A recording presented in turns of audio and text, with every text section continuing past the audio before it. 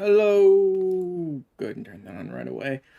And welcome in, everybody. It is Nerd Day today. Big time.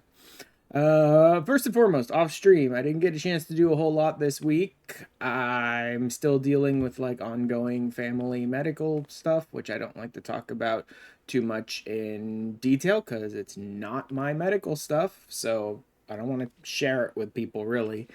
Um, but it's been ongoing for like 6 months now and it's still going on, and so it's difficult to ever set aside time to be like, yes, I'm gonna put aside 3 or 4 or 5 hours and I'm gonna go ahead and stream today, or I'm gonna work on some off stream stuff today with any guarantee, because at a moment's notice I could get a text that's like, hey, I've fallen down. I need help with this or that, or I need you to help me with my meds, or could you please go pick something up for me, or stuff like that. And so I can do some off stream stuff here and there, but it's really difficult for streaming, especially because I can't put aside hours of time that I know I'm just not going to get interrupted and have to go deal with like 5 different things, taking a bunch of breaks in the middle of my stream and having to go take care of stuff, right? Or that just suddenly they won't need me to go out and actually run an errand for them, and that would be like, well, I may as well just in stream now because that's going to take me like an hour, sort of thing. So I really have only been doing like the single stream every week here on Wednesday for like the free trial stuff. And I do want to get back to doing more than one stream a week, but it's difficult to find time. Like guaranteed time. It's not like I have to do things for them constantly every day. It's difficult to guarantee any chunk of a few hours where I can know like I'm not going to get interrupted. So, hopefully more streams per week coming in the future weeks. We'll see as things sort of settle down and we get more use to having the person back at home and dealing with the stuff we have to deal with at home with them here. And yeah, but also just off stream stuff. I don't always know what I want to do off stream. Plus, there was a whole section of downtime because the new patch went live today. No, yesterday. The new patch went live yesterday. Uh, but like I couldn't play during the maintenance, and like that's really when I tend to be recording the most. That really is the exact time period when I tend to do a lot of my off-stream recording stuff lately, because of the family medical stuff, is after they've gone to bed. So it's like, 9, 10, 11, midnight is when I'll often be just like doing recording stuff. But this week I managed to get around to, let's go ahead and bring that stuff back, to doing Lord of Verminion, which I hadn't touched yet. I mean, I played it on my main a little bit. I don't even think I completed all the like tutorial trials on my main because I just didn't enjoy it that much.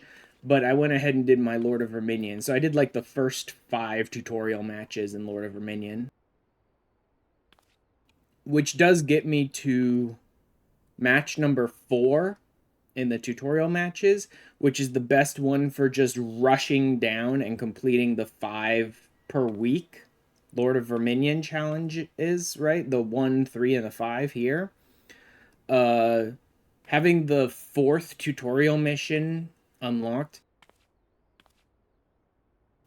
is by far your best bet, because it's not a traditional mission where you have to fight against the crystals and blah blah blah and protect your crystals and all that nonsense. It's just like one big boss creature that's trying to destroy your creatures or your crystals. So you basically just front load all of your gates with as many attackers as you can and just flood the boss. And you can blow out the 4th round in like a minute. So it's the best one for getting the 5 plays per week, is just to do that over and over again. But it was a good excuse for me to do Lord of Verminion and start that process during the Make It Rain event. I also meant to start Dome and Mahjong during the Make It Rain event, but it was getting late. The Lord of Verminion stuff was kind of more footage than I expected it would be. Once I cut that down, I'll get an idea of like how long it actually turns out to be. Um, Plus, I just never done Mahjong before, and I don't really know the rules very well. I know the basic idea, but I don't know the rules very well. So, realistically, at the end of the day, it was kind of a combination of I've got a lot of footage already, depending on how it cuts down. It's already kind of late, and I'm kind of lazy and a little less inclined to start Mahjong since I've never played it before. So I just didn't bother. Maybe I'll do some Mahjong today. Who knows? Um, Today is the Scholar. Well, that's why I'm dressed up like a total nerd. Today is the Scholar Quests. Today is the Scholar Quests for Heaven's Word. So we're going to be going and becoming a big old nerd, becoming a master strategist, level 60 master strategist at least, and trying to knock out all of the Scholar quests. I believe I have every zone unlocked that I need unlocked, and flying in the one zone that I need flying in order to finish the Heavensward Scholar quest. So I should be able to go all the way through it today. So it's time for us to nerd it up and get through these Scholar quests. But those also probably won't take a ton of time. I don't even know if that'll be a full 3-hour stream. Almost certainly not, actually, to do 10 levels of quests. Those usually don't take that long. So maybe I'll go sit down at a Mahjong table and like learn Mahjong raw right here on stream with some of you guys if I finish the quest nice and early.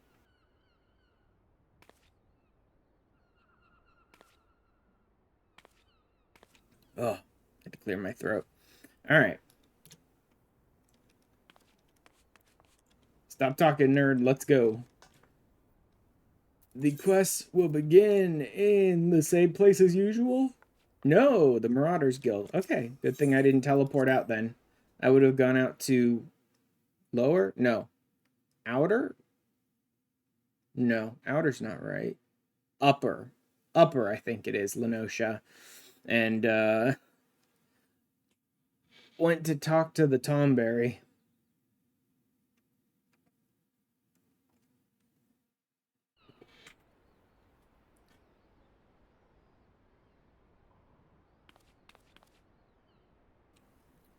I'm really having to clear my throat a lot more today for some reason.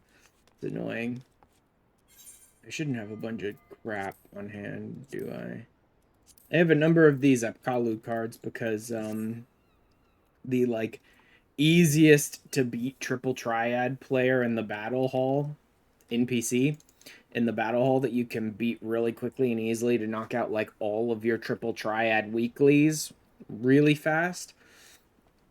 That's the only card that she offers you is the Apkalu card. So I get a few of those each week pretty much.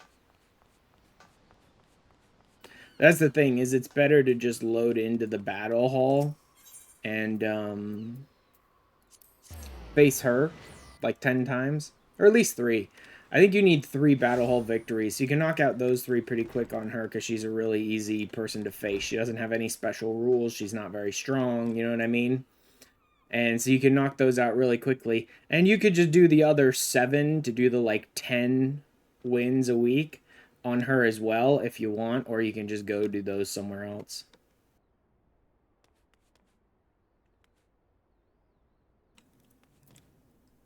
All right, Alka. The Green Death. I meant to send for you this very bell. He summoned us both by name. Okay, so we're gonna go become Tomberry's Marines. Unclear as to why he needs us. When Living Scholar calls, we can scarce dismiss him. Imagine the sorts of things we might learn from him. The military tactics, the Nymian secrets. Uh-huh. The shores of Bronze Lake where Cerrito, Carito, and untold knowledge await.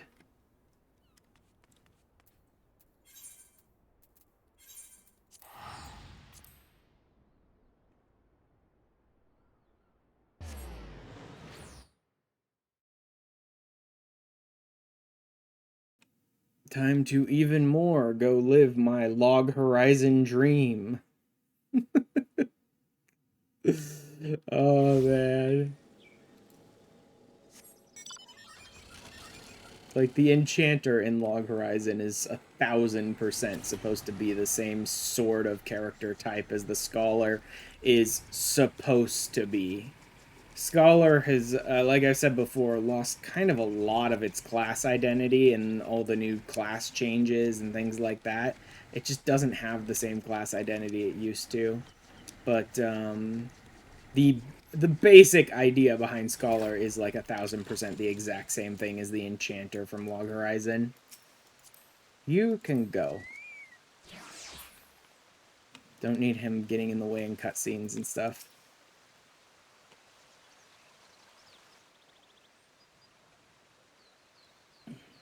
Hello there.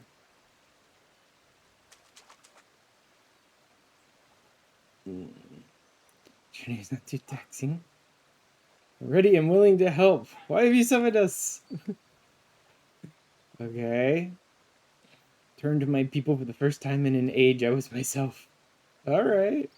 Many of my kin regained their sanity once the palace was freed of the Tomberry King's malignants. And to our own, our forms remained monstrous, and we dared not venture outside. Yep.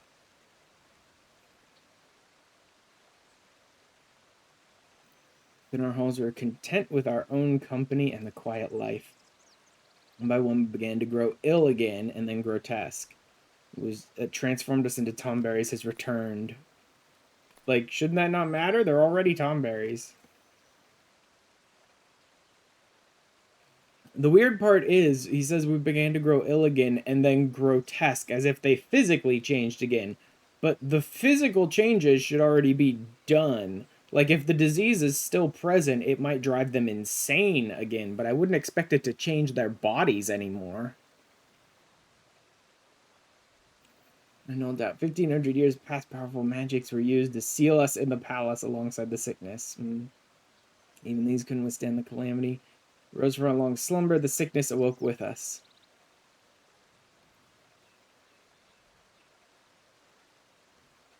Let's see my people restored in mind and body both. Finding a cure will take many moons. Just a few. In fact, even I will reach the point where we find a cure, I believe.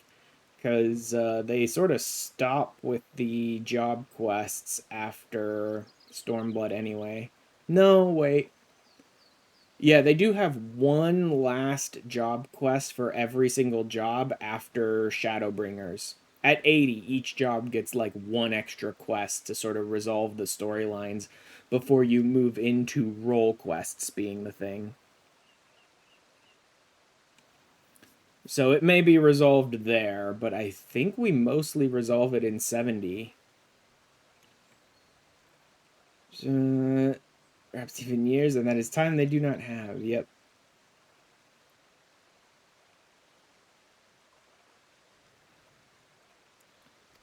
Summon us. What are we supposed to do then? Seal the worst afflicted within a section of the palace. There they will slumber once more.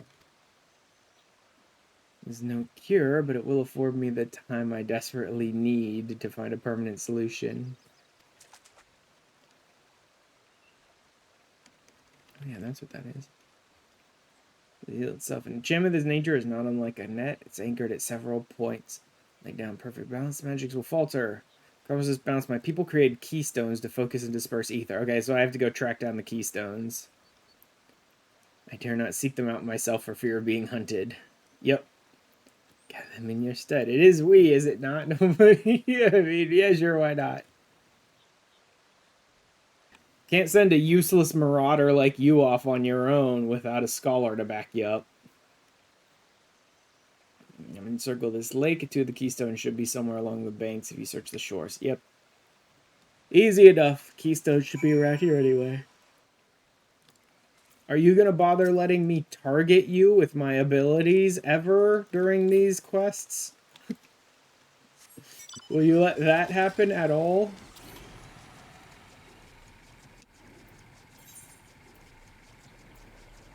Oh, so it actually has a direct... Hold a tick. Oh, because it's an outer, that's why. Yeah. It's along the shores of the lake, but the lake is actually surrounded by outer and upper Lenosha. And maybe even a little more? And I think upper mostly categorizes the whole area.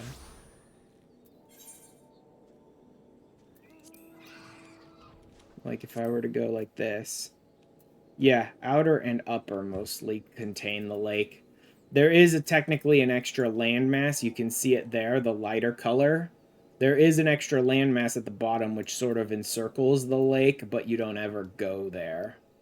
At least I assume that's land. It's interesting that there looks like there's land over here that you never go to as well. Some down there as well. I assume that was land, because this is supposed to be a lake, so it must be encircled. Oh, because that's actually... maybe the lake is this whole area. Now that I think about it, this whole dark area might be considered the same lake, but that'd be pretty big. Because this... I think this is technically submerged land. I'm guessing this lighter color, but not actually traversable, is probably like submerged land. Right? Because this looks like the shore of the lake. So I think this is technically areas where, like, the water is above the land itself, but the land isn't really deep. The land is sort of near the surface, but it is still submerged. So that whole thing might be one lake, then.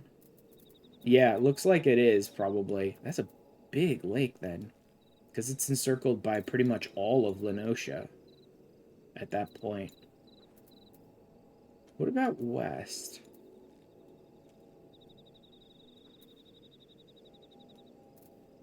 Where is western? There it is. Okay, and then that would be the ocean out there. Alright. No, well then... this would be considered ocean too, then. Yeah, I'm not really sure where technically the lake ends. Where Bronze Lake or whatever ends. I guess it would just be this area, and here would probably be considered Bronze Lake, but then what is this considered? Because out here is the ocean. Huh. Don't know. Again, I'm spending more time thinking about this than the developers of the game probably did.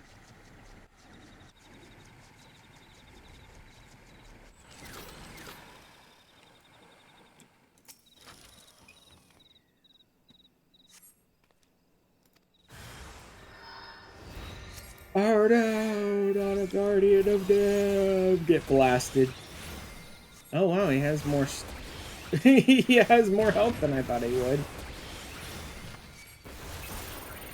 It's a little late to use chain stratagem, but...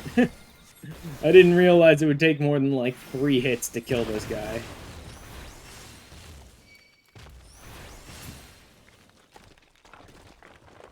I didn't expect him to actually have decent stats. Again, part of this is that I should be leveling up my gear. But it's difficult to...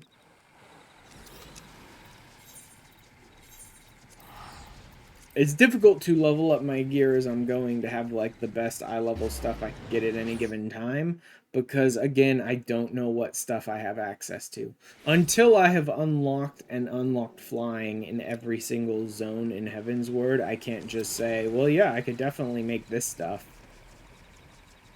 Because I may not be able to gather that stuff. And especially with Heavensward unlocking cloud fishing, I may not be able to gather some of the stuff I need until I unlock cloud fishing.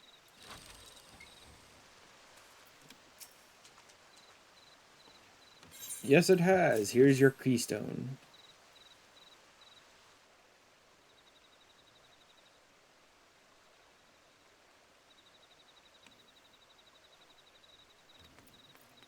Hooray, I made the watermelon happy.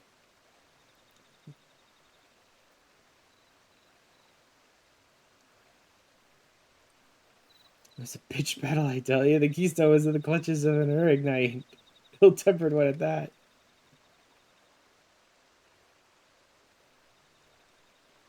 Explains the distinctive odor. Oh, man. Trust you see one of the worst stricken of the Nymians now. The enchantment will fail without 3 keystones, 2 on the outside and another at the center. It's a grand keystone and the knowledge to locate it. I search, pray focus on your studies. I have a suspicion that what trials will try you sorely as a scholar, sure.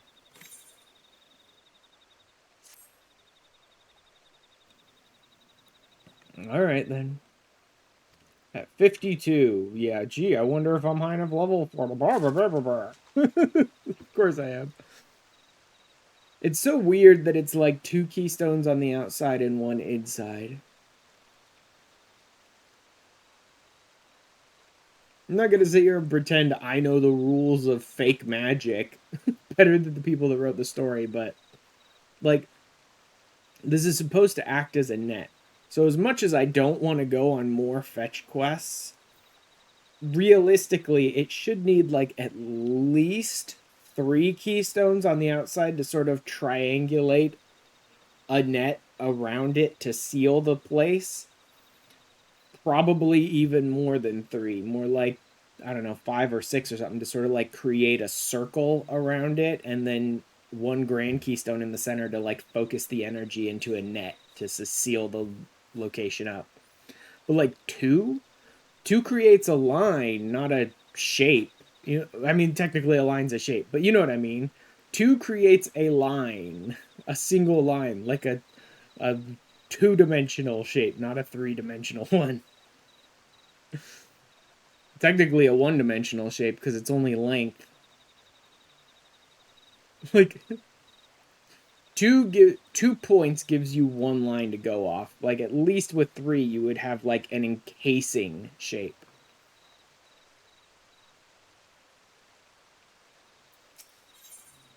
All right, indomitability. Yeah, indomitability. There we go. Instant cast HP of yourself and party members.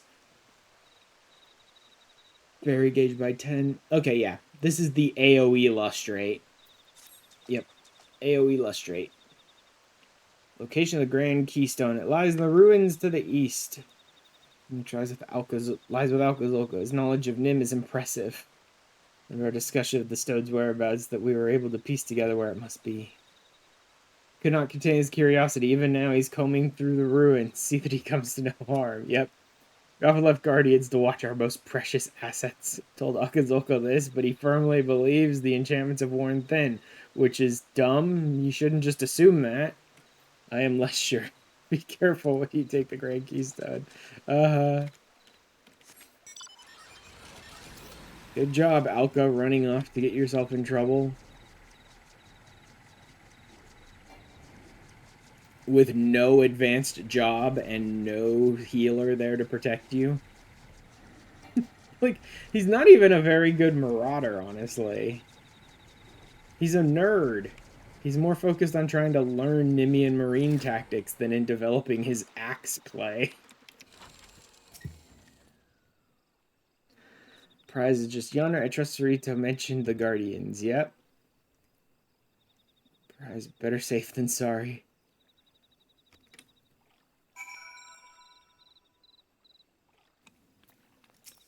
Oh, would you look at that?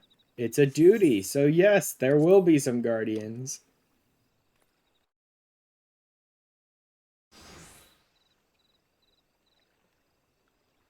What's your wits about you? Uh-huh. I assume some giant stone creature? Hey, what do you know? I assumed. It's... I like that the Nymian golem has green eyes and cat ears. Like, what the heck? It's passing up. It's time to put a piece of it to rest.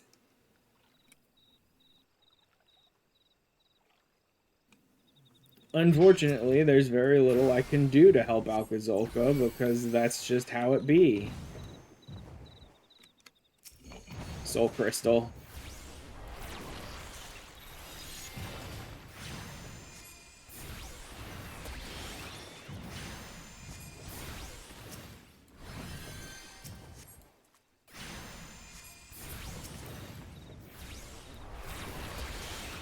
Yeah, this is exactly like that boss in,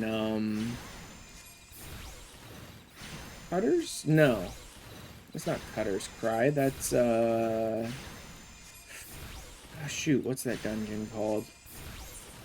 Can't really tell because I'm in the middle of a duty.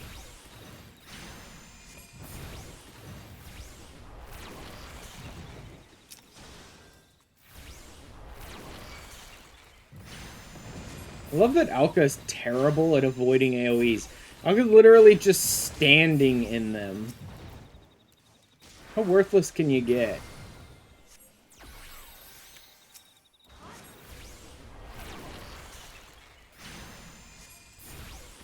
Like, none of my other abilities are worth a damn either.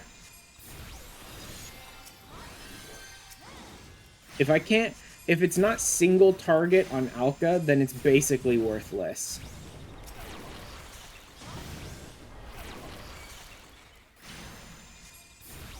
Right? Like, if I tried to use my fairy's mitigation or healing, it would be pointless because it wouldn't bother to target Alka anyway.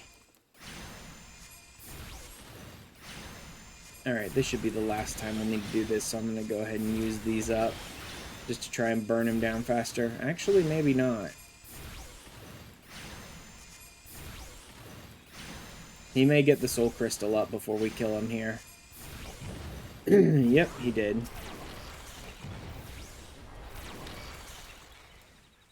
There we go. He still died to my dot, even with his soul stone up. That's great. The team we make. Stand against Scholar and Marauder. So you'll no doubt be happy to get his hands on this.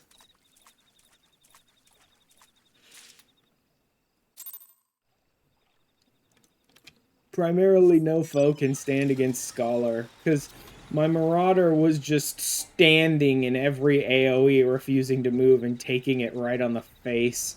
Because he wasn't a very good Marauder.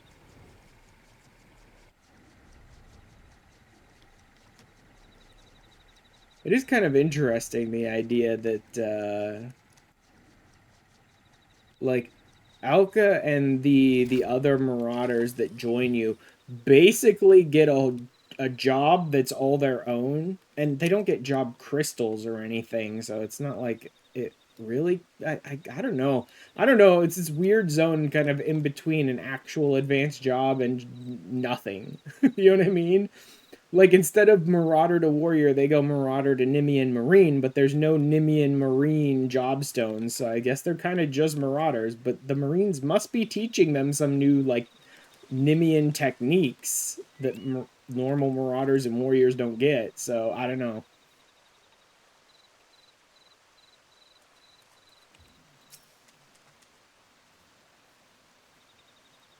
Thank the gods. The Grand Keystone? Yep, right here.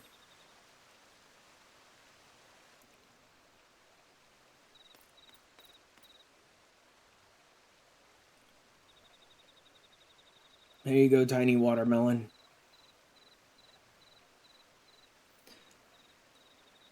With this, I can cast a sealing enchantment over those of my people suffering most. Yep. The worst afflicted will be at peace once more, safely segregated from the others. It's only the first step. I need to learn the cause of the sickness before seeing my people cured. Alright, then we got a lot of books to hit. It's a good thing we're all tiny, tiny nerds. Have you both on my side? Uh-huh.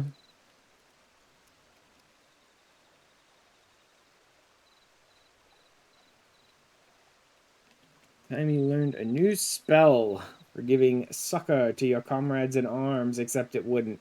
Indomitability. This was the sole province of high-ranking scholars. May it serve you well henceforth. Again, it really won't. Like, for the story, I mean, it'll work great in dungeons and with allies and stuff like that. It's wonderful to have indomitability. But for the story, probably won't even target my green allies. Like, my NPC allies probably won't even be targetable by indomitability because it's an AoE.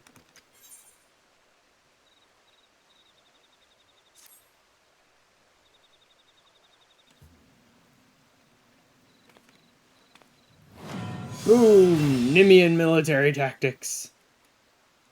Big AoE lustrate. Is that broil? Which is worthless to me because I already have broil 2. Oh, cool. I get a completely worthless ability. And they made me keep using Ruin all the way up to 64 because I didn't pick up this ability earlier than that.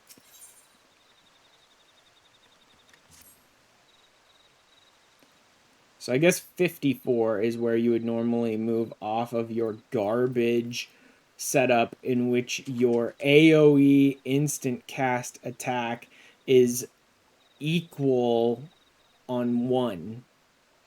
Like, even with a single target, your AoE attack is equal damage, and anything more than one target, and it's a gain. Actually, it might have been a gain on 1. With the very early versions of Ruin, I think it might have actually had less potency than Art of War, making it a gain on 1 for at least a while.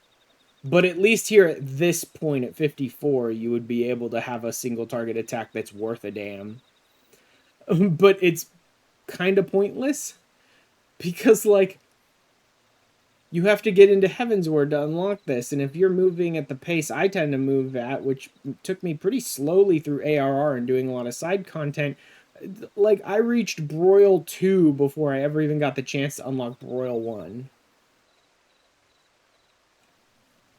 Having your stronger attacks, like your stronger basic single target and basic AoE attacks, being locked behind quest progression is so stupid. Like, lock special skills behind quest progression. Don't lock your basic functionality of your kit. Day and night on the cure, yet I have little to show for it. Research is at a standstill. Where men had knowledge of the sickness, it was long lost before this age.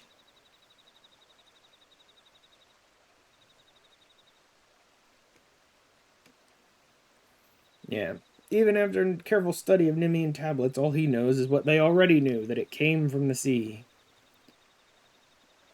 Traders returning from the South Sea lost their mainmast in a fearsome tempest and drifted until at last they ran aground on a desert isle.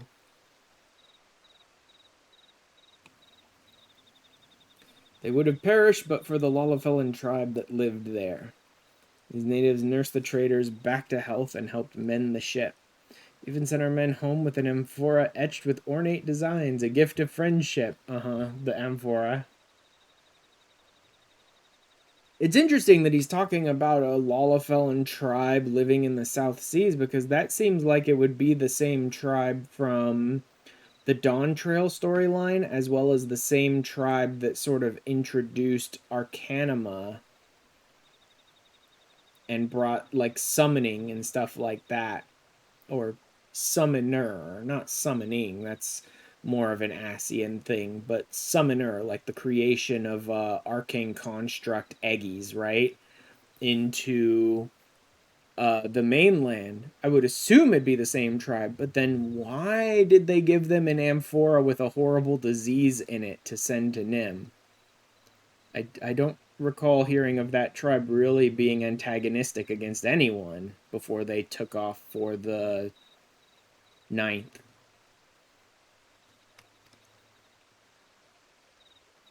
You may have given them the rights due to those lost at sea. Oh, yeah. When they sailed into port a year after they had left, you can imagine how joyful the mood was. Joyce turned to horror. The traders began to grow ill, for the sickness was upon them. They transformed the rest, you know. It's just the traders contracted the disease on the isle. The voyage home must have been, or not. Traders were hale and healthy when they returned to Nim, yes. Sickness became known only after they reached port. Not the men who bore the disease. Then what? Or who or what? The amphora, obviously. Something they carried, something like the islander's gift. Again, I believe the way the story goes here is that it's a void scent that was encased in the amphora, and that the void scent, like, created the disease, like, cursed them, or whatever. And so it must have been just that it was a trap. Like, I know it's a trap, but I was wondering, why would the South Islander Lalafels do that? They're not really against anyone. And now I'm thinking that it must have been Maki people, right? Like, people from Mach, most likely, probably put some of their guys out on an island in the south pretending to be local tribesmen or whatever in order to lay this trap. The storm that ruined the mainmast on the ship could have even been created by them, since they're black mages. They probably could mess with the weather, right? So they could have made these people crash on an island where they put people beforehand to pretend to be like native island Lalafell, and then gift them the amphora with the void scent in it. Not the amphora is all conjecture, and I would be astounded if even a shard remains after 1,500 years. It's placed on display in the royal halls for all to see. If only I had considered it a possible source. Yeah, it's kind of weird that you didn't. Like, Cerrito Corrido is supposed to be a pretty brilliant scholar, and yet sailors come home with a gift, and the sailors get ill. And in all of the time he spent researching and never found a way to figure out like where the disease came from or a cure for it, he never once considered maybe it wasn't the sailors, maybe it was the gift. Like, that would be one of the first things I would have thought of. I would have checked the sailors, thinking maybe they caught something out at sea. I also would have checked anything they brought back with them. Be precious little remains of them, but I'll scour the area.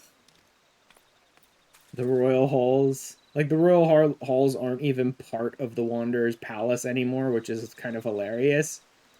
I would have expected the royal halls to be, like, at the center of the Wanderer's palace, but whatever. But no, the royal halls are actually north in Outer Lenosha. The fact that these whole zones, like Upper and Outer Lenosha, are basically the ruins of Nim are so weird and interesting. Because you get very little time to spend with things like Mach and Amdapor, so you get kind of little snippets of that era. Like, you spend a little bit of time in some Mach zones in... Oh yeah, I wanted to look at the dungeon. No, not Copperbell. Not Thousand Malls. Sunken Temple of Karn, I think, is where that boss is. That was like the one we just faced in the Sync Duty. There's a boss in Sunken Temple of Karn, I think it is. It's like that. I was looking for... See, because that's Nim. That's Amdapor, so you get a little bit of, like, visual look at Amdapor through there. And then Lost City of Amdapor as well. I thought there was one that was like a piece of Mach. Maybe not. I thought there was a dungeon pretty early on that was like a piece of the Mach Empire. But maybe not. I know you get to see a lot of Mach-y design in the Alliance raid for Heavensward. You get to see a lot of that, but that's not like Mach's cities. That's a lot more kind of like... Well, actually, there is one. Yeah, there is one in the Alliance raid that's legitimately like a city of Mach. I was thinking you saw more of the design in like the airship that you go on and stuff like that, but you do actually have one part of the Alliance raid that's like in one of their cities.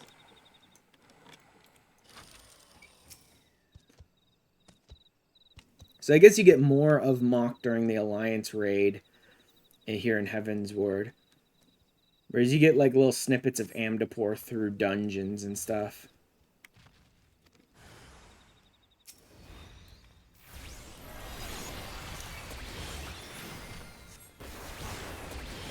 Wow, these guys have pretty good stats. I didn't mean to run off the edge. I was just trying to run up to that tiny little gap, sort of between the edge and the AoE, but I went a little too far.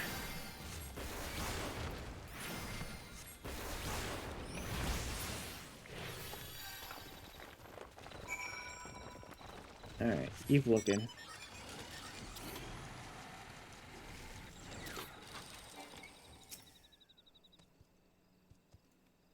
I need to stay closer to the golems, because they always have those big conal front AoEs, so I could just run behind them when I need to.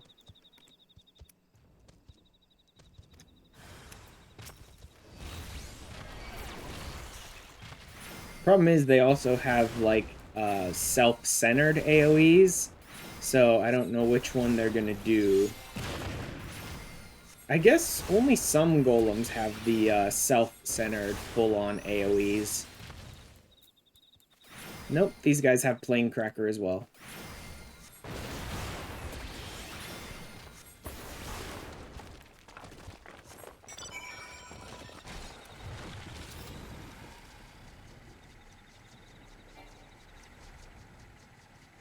There we go. I wonder if this one was even here before I did the others, and I could have just come straight here. I suspect you have to get in the other fights before this one appears. Half covered with soil, several yams below you. Oop. Ow. Where's the... There it is. So you have to get in a fight here anyway, so it doesn't really matter that much. Vitoso Adherent.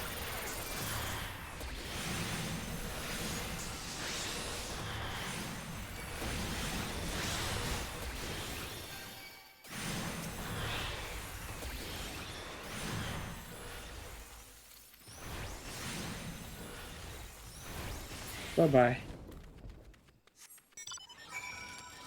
Oh, I have to pick it up again? Ugh.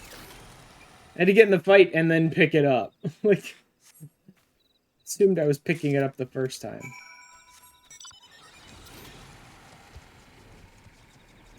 Back to Sarito. Okay.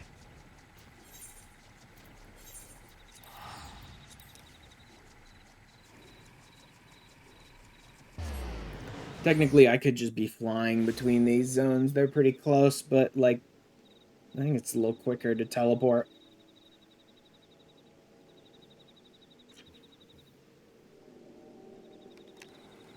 The thing is, the area where you talk to Cerrito is kind of right in between the two, but I think it is quicker to teleport.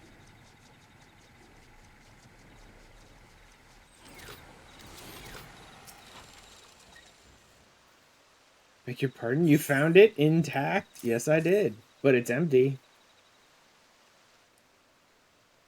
Strange that it would be intact, almost like someone used magic to preserve it. Huh, I wonder who would do that.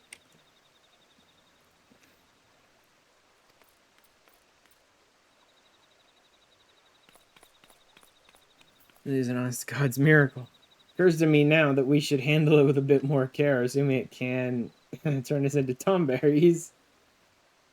Didn't think about that, did you, idiots? Void Scent, that's what attempted to stop you from taking the Amphora. They're drawn to the magics of their own kind, which means a Void Scent of some strength was likely sealed herein. Here, a binding sigil cut into the bottom. How did you not... I forgot just how stupid the Heaven's Word Scholar quest lines made the scholars appear. Like, a disease breaks out. They didn't bother to check the thing the sailors brought back with them. They didn't bother to investigate the thing the sailors brought back with them when they first arrived to notice there was a binding sigil carved into the bottom of it. Like, how stupid were you? Mock, mock, beware the dark. Keep away or lose your heart. That mock? After rhyme doubtless inherited from Nim. Mock was our enemy, rapacious and unwise. Magi trafficked with the void, grew mighty from shadows that attacked our lands. And this, their sigil which sealed a void sent in this gift. Islanders must have been their pawns in a plot to bring us to our knees.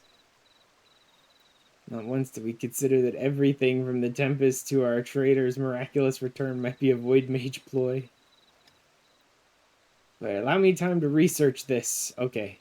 So now I get a worthless skill and trait, because I've already got better. And we move on to the next quest.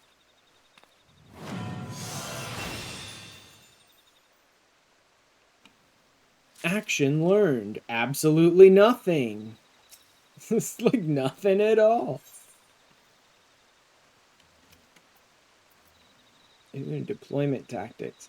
This is somewhat good, but only if you can really use it at an optimal time.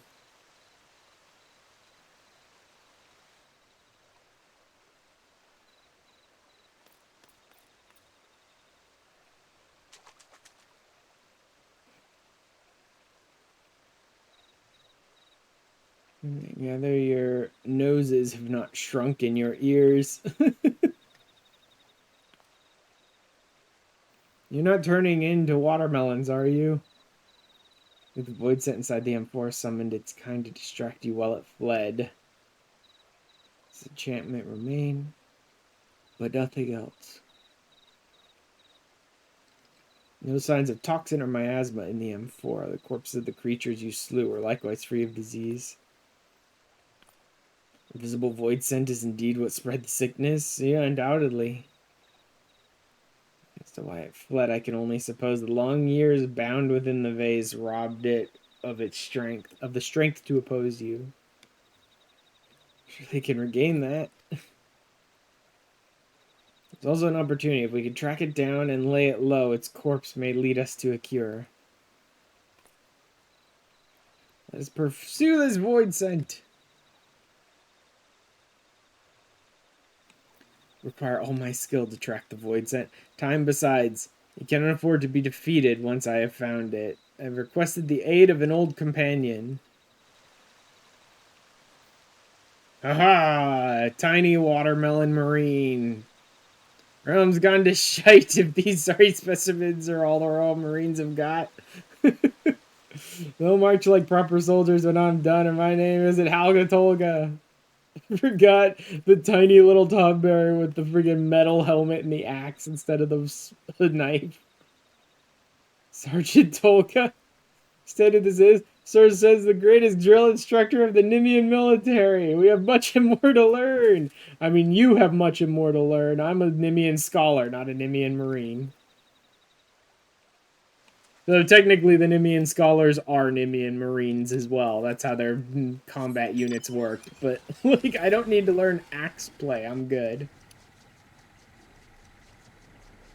I need to learn more spells from Cerrito.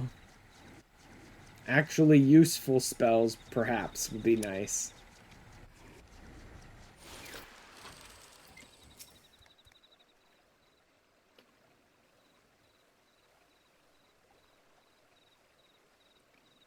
You've got what it takes. You make me laugh. Ever worn glasses into battle, boy? Yes, yes I have. Expect your photo wait while you wipe blood from the lenses, do ya? And the scholar had a lot like you in the war. More use dead than alive. Having their corpses piled high around us kept us safer than their damn magics ever did. Jesus. Here to turn you into Royal Marines, and Royal Marines you'll be. First the creed, to victory, come hells or high water. We're finally at come hells or high water. Let me hear you say it. God, I forgot about that.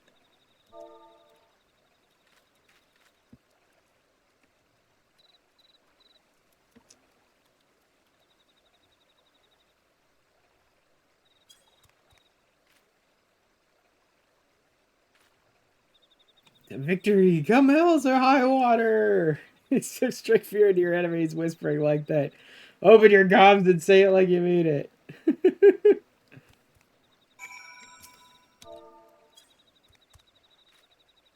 Come hells or high water, sir. Give you that. Now to your tasks. Scholars, abandon mammal jostle swords. Walk up to them with a great stupid grin and laugh in the leader's face.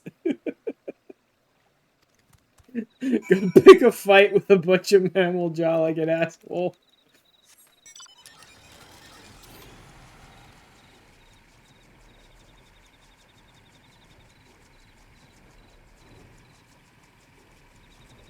Just like completely unprovoked, go laugh in the face of a mammal jaw.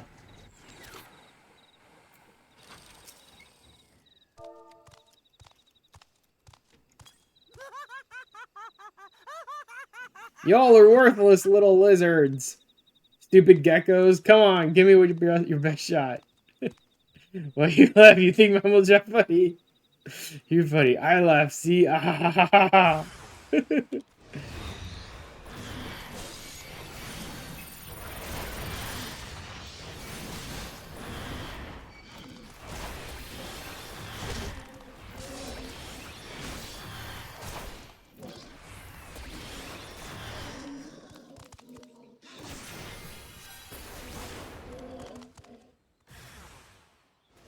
Oh wow, even more of them.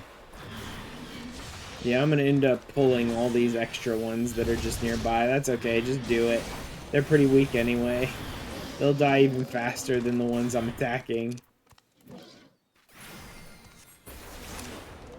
Any more? Done. Hmm.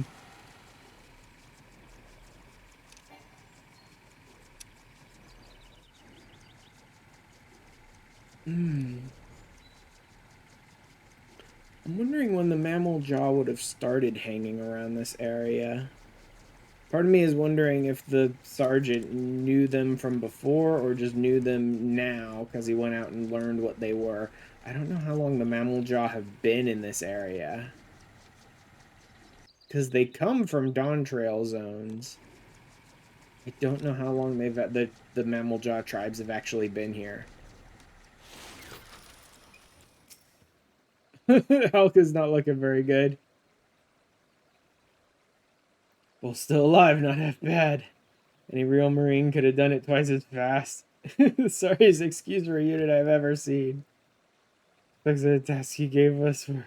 I mean, what was I supposed to achieve by massaging that man with salamander oil? Gotta test it clearly. If you gotta ask clearly, you've learned nothing. You scholar, you go to tell me you don't know why I had you fight without a protector. Chaos reigns on the battlefield. The Marines around you are all you've got, and they will die for your failings. Marine scholars, everyone has to do whatever it takes to survive, to be all they can be. Understand that? You're not fit to face even the weakest void sent. It's all for today. Now back to training. Elko looks like he's gonna keel over and die. Well, Doozy says, to victory, Cubhells or high water.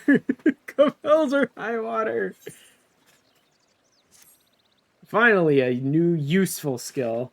Technically, indomitability was useless, or useful as well, but the fact that they had Broil locked behind was just so bad. Wow, could you possibly be any more worthless? Technically, yes, that means you would have access to... Is that all the way back at... No, that is here. That means you would have access to the first tier of Broil, and theoretically...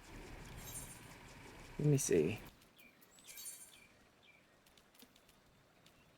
150, so that puts it on par with Art of War. No, 165. It's technically a loss. Okay, so Art of War is a gain on 1 until level 54, but only if you're doing your job quests as early as possible. Does that matter? If you're taking any extra time to do side stuff in ARR, you will almost certainly over level, even like all the way up to 64 and get Broil 2 before you ever unlock Broil, which is the dumbest thing I've ever heard, having a freaking combat, a basic attack upgrade locked behind freaking job progression is so stupid. That's just one more notch in my, like, proof positive that Scholar desperately needs a rework. Scholar has lost like all of its class identity, and these weird like vestigial leftover garbage from like old Scholar like this stuff needs to go. Lock special abilities behind job progression. Lock like unique class traits behind job progression. Don't unlock the basic upgrade to your basic single target attack behind job progression.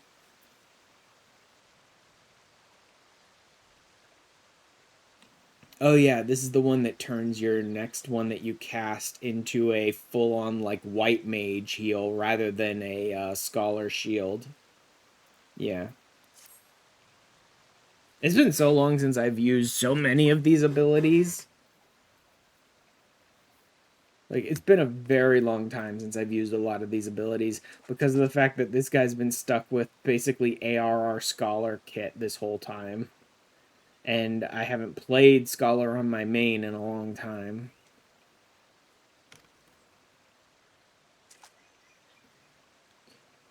Nominee comrade in arms, it's clear that his prowess with the scholarly arts has increased immeasurably thanks to Sergeant Toga's advice.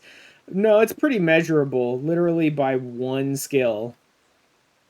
Same cannot be said for me. I already thought myself a master of Nymian techniques based on what I had gleaned from the tablets. The sergeant's training has robbed me of that notion. God. Till Sergeant Toga says I'm worthy, I wish to continue training. Stay true to this path and you will become as fine a Marine as ever marched under our banner. Oh boy. No choice but to ask you to do the work of two. Great, wonderful. So instead of being even somewhat useful, he's going to be utterly useless and make me do even more work. And then known me to find our missing void scent without success. Nymian magics will not suffice. The void scent was in Mock's thrall and likely chosen for its ability to circumvent Nymian wards. I hope your academics have answers I do not. Have you any writings on void scent? The Thaumaturge's Guild in Ul'dah is a collection dating back centuries, including some authored by their Beladian forefathers. Beladian, not Maki? Perhaps they were the heirs to the Void Mage legacy. In any case, this Ul'dah seems worth a visit. You go by stead. Yeah, difficult for a Tonberry to walk through the streets of Ul'dah. Seek out Yayake. She's an old friend whose love of ancient tomes rivals mine own. Wish I could see her in person, but I must continue my training as well as look after the new recruits. New recruits, yep.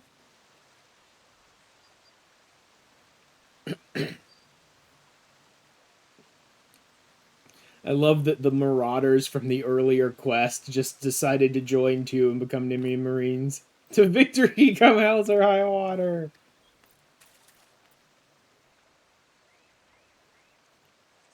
God.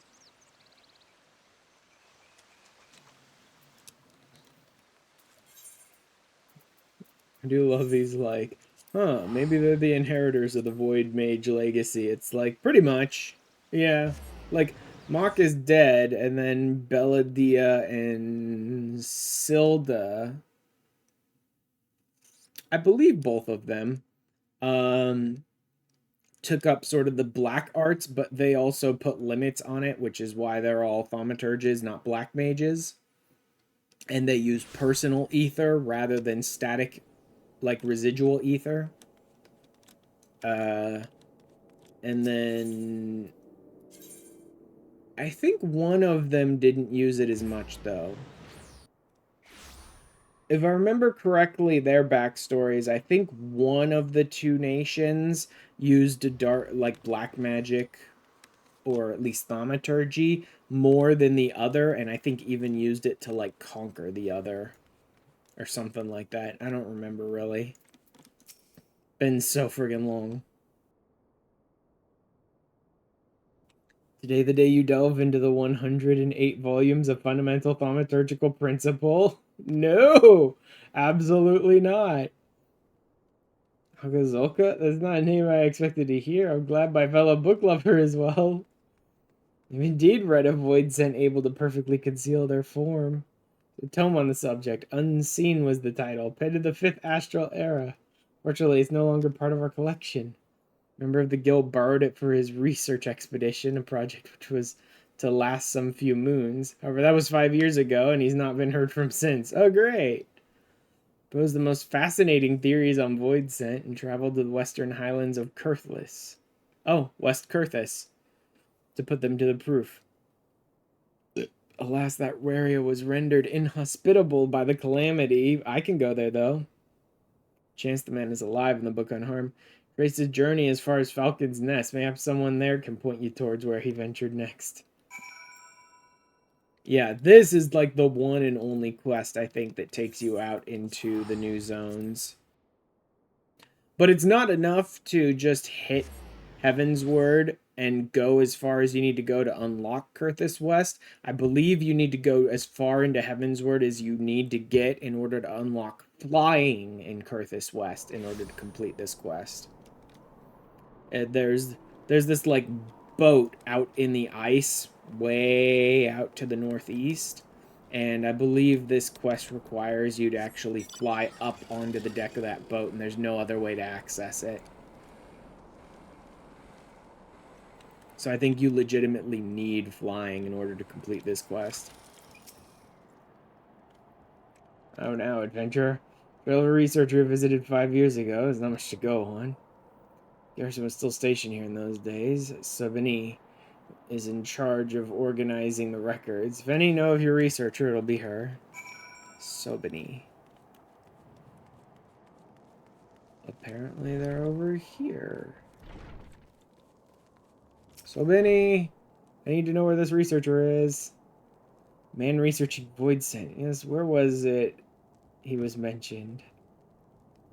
That's right, he stayed here for a time before taking the North Star downriver, which is one among many sunk by the fearsome primal's rampage during the calamity. Like if you made it to shore, were then eaten by Vileken. Well, the boat ran aground and hasn't moved since the river froze over. You may wish to search the wreck yourself. Do be careful with the local wildlife. Ugh. The few that managed to survive the wreck of the ship when everything like crashed and froze over and all that crawled to shore only to be eaten. Great.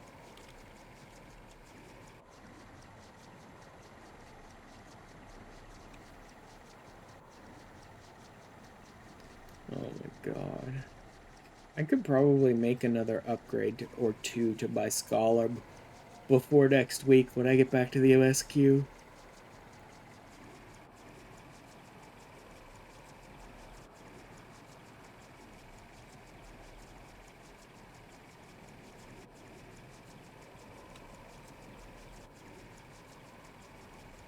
I did remember there being like one job that you had a job quest where you had to fly onto this freaking boat. I think it's legitimately the only job quest in the entire game where you need flying in order to complete it, which is somewhat interesting.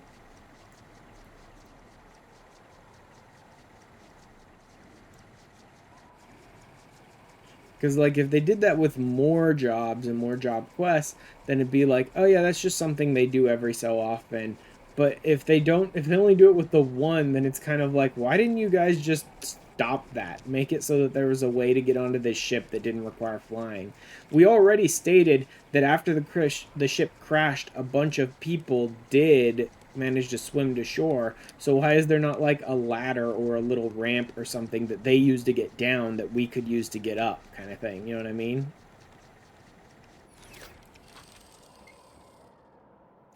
Because then they could get rid of it. And again, I think this is the only job quest in the entire game for all of the jobs combined that ever requires you to have flying.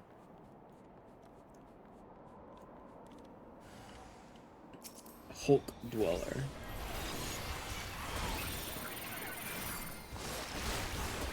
Let's just go ahead and burn through my ether charges to get through this fight fast.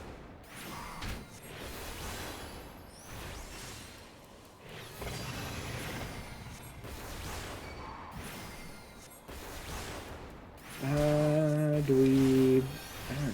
Another AoE. I could have summoned my Chocobo and done this a little faster, I suppose, but whatever. That enough? Nope. 0.1%. Jesus. That dude survived on a magic pixel there.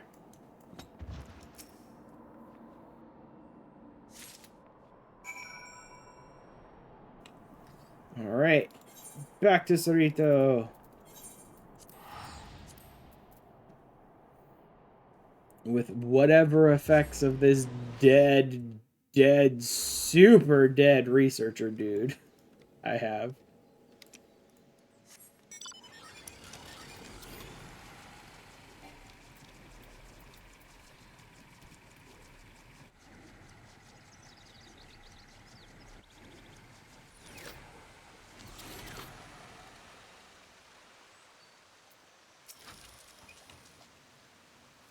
Found anything to aid our cause? Yep, Void Scholar's effects.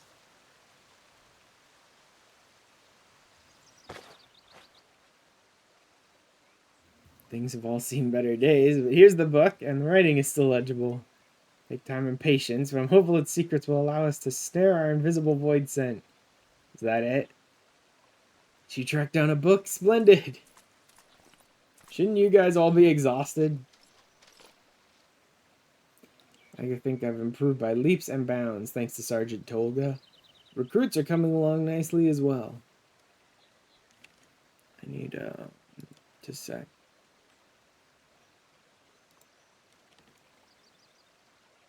There we go.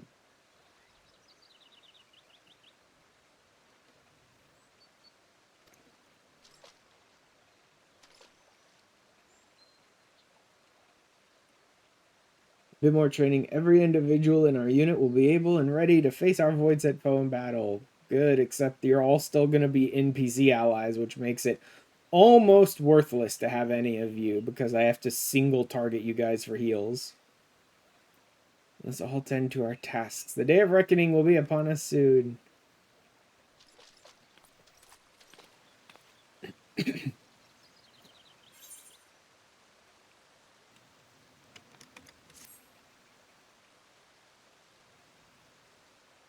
Alright, we are definitely starting to get close. Nymian emergency tactics. Somewhat useless, but once in a while useful. Forward, the Royal Marines. Yeah, this is it. This is the last one. I get the gear coffer and dissipation. Ooh! I can eat my fairy after this mission. Nice. A tasty, tasty fairy snack.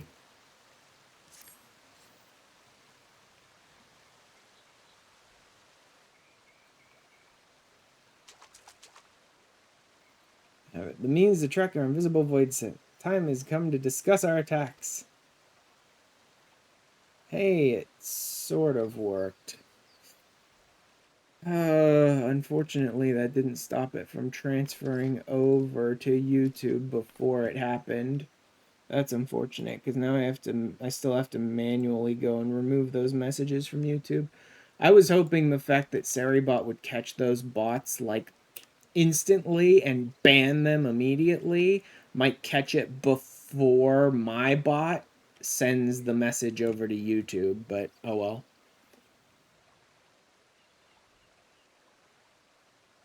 Waiting for this day. What's the plan?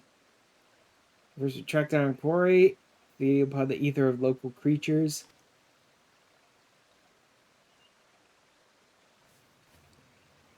The way it feeds leaves behind unique ethereal traces as breadcrumbs mark the path of a hungry child. Trail will lead us straight to the void scent. We need to detect these traces. Lily's age, she could sense where the void scent has left ether undevoured. Begin our search where you unearth the amphora and follow where Lily leads. She senses the void scent is near, will force it to show itself. She'll illuminate the area and her light will dispel the magics concealing it, right, my dear?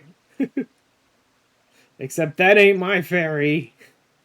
Like, they put Eos in the cutscene, and meanwhile I'm like, nope, that's not my fairy, I have Celine. Visible will attack with all our might. The Marines will charge and kill it before it causes more damage. Chance to prove the might of our core. Oh, and the fate of the realm is in your hands. You ready?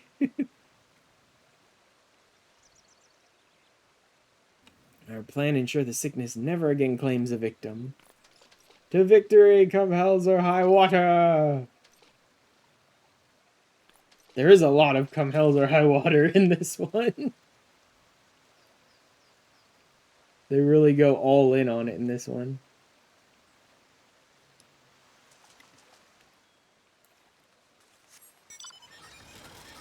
Alright.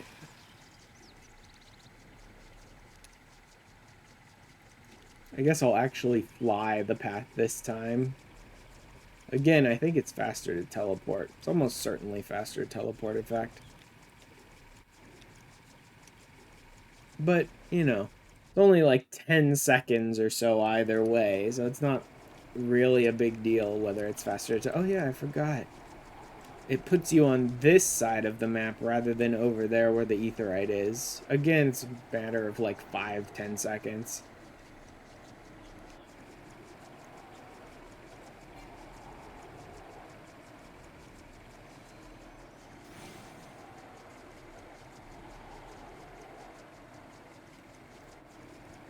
Start off where I found the Empora. And track it from there.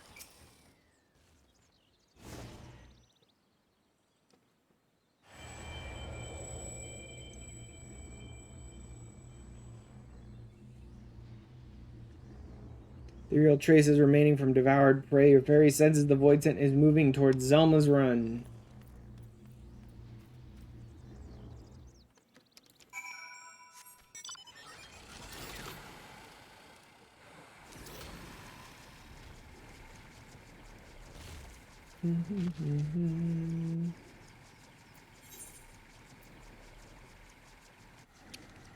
Oh yeah, and that requires us to then fly like back out the same way we can. Yeah.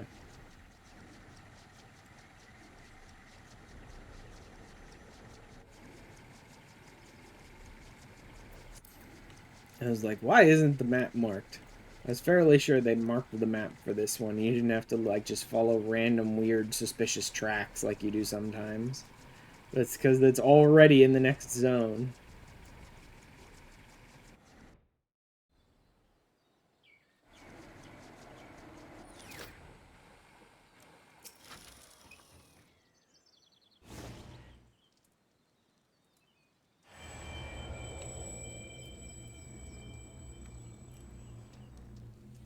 It's heading towards Camp Bronze Lake.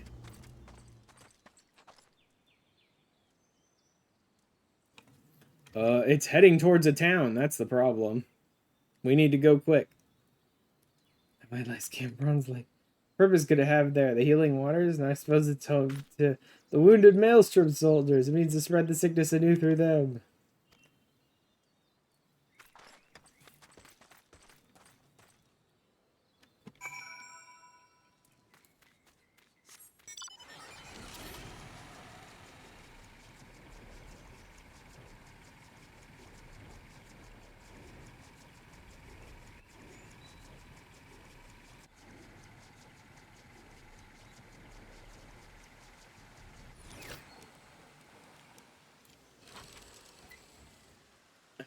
Let's get some good music for this.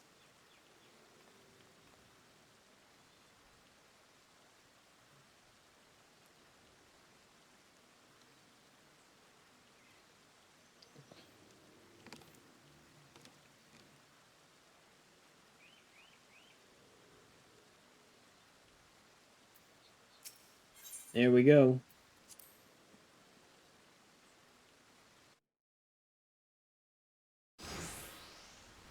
Time for another crazy fight with a bunch of NPC allies that are mostly useless for a healer because I can't AoE heal anything. Place is bloody crowded. If we don't find the void set quickly, there's to be a lot more tomberries. And we draw it out if we can't see it. Yeah, the soldiers do evacuate. Find the void sent with Lily's light. Yep, sure.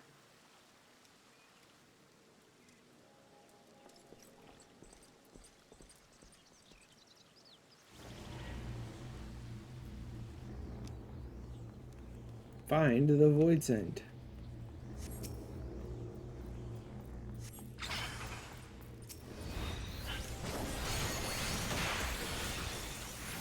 All these little guys that are in the way.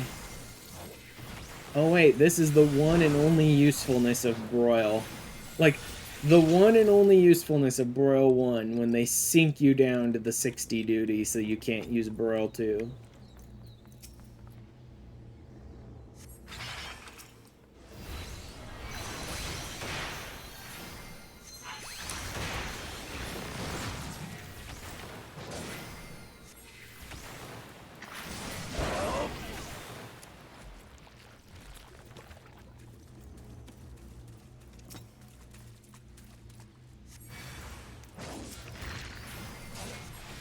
Look at these Captain Alcazolca now.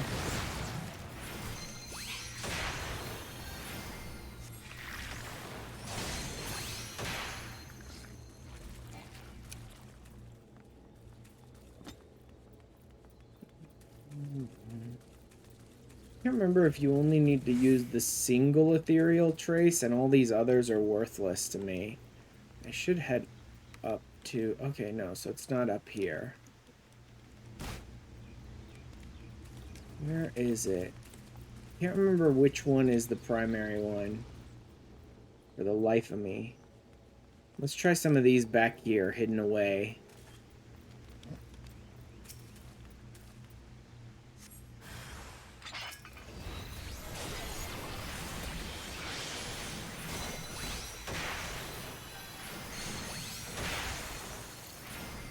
Helga's actually pretty good at pulling the enemies off of me, at least. He has pretty good aggro management. The Void Scent was here some time ago. There we go. And then I think that unlocks the ability to go up. Because I do know you... No. Okay. I thought at some point you unlocked the ability to go up.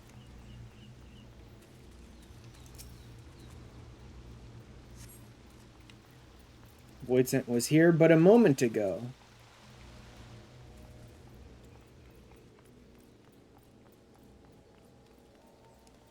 Try this other green one, because those last two green ones were the ones that gave me information. It was here mere seconds before.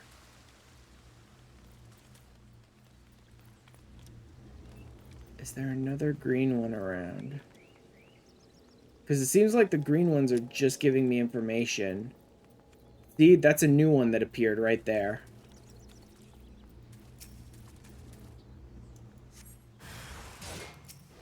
Void Scent Discarnate.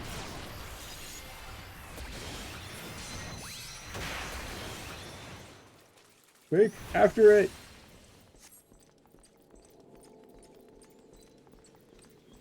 Chase it! See, now we go upstairs. There we go. Yeah, I knew there was a point where you actually got up to the top area to fight it.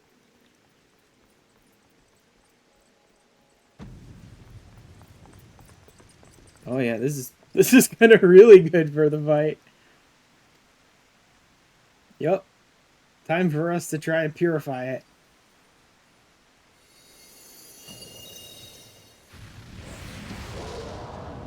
Well, there he is.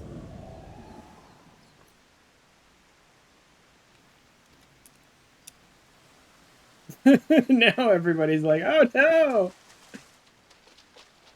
Run away, idiots! For Libza, for the top areas, and for glory! Attack!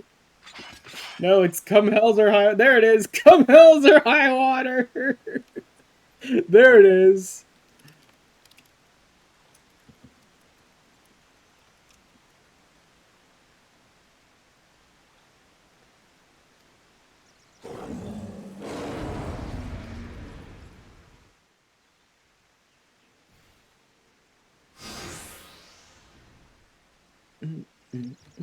Here we go.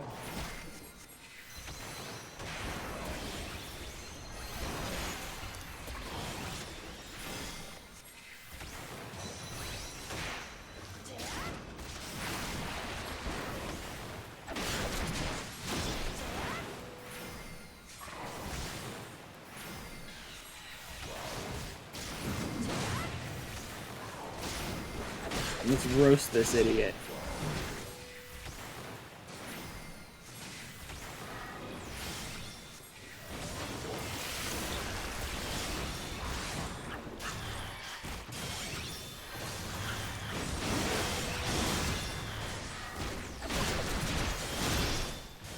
There we go. Take out all the little frickin' disgusting plague bearers.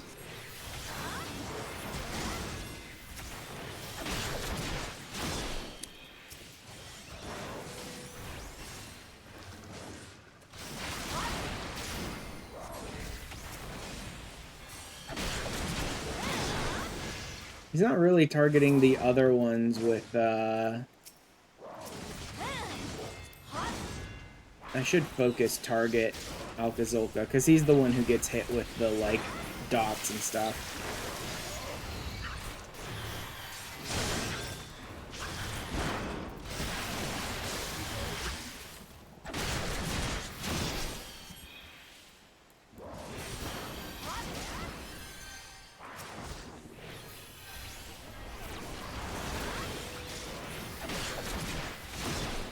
Hey, Tomberry Marines are here to help.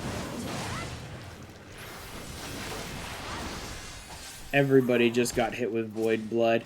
I need to stay further away, because he seems to target me with the Void Blood, which means that I should be keeping it away from people. I didn't think about that until just now. They can handle all the little Plague Purge dudes. No, he's targeting him with Void Blood now.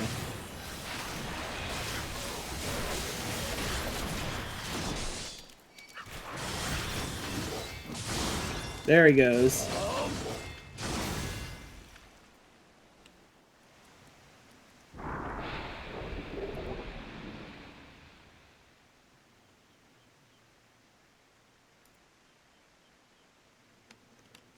And there we go.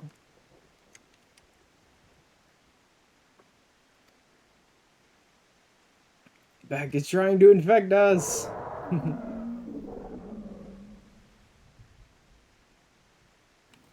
No, you don't. Now, yep.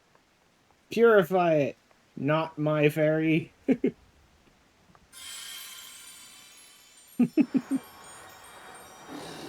fairies are so much more interesting in cutscene than they are in gameplay, where they're basically just like a stationary regen effect. Right? Like, in cutscenes, the fairies are so much more interesting.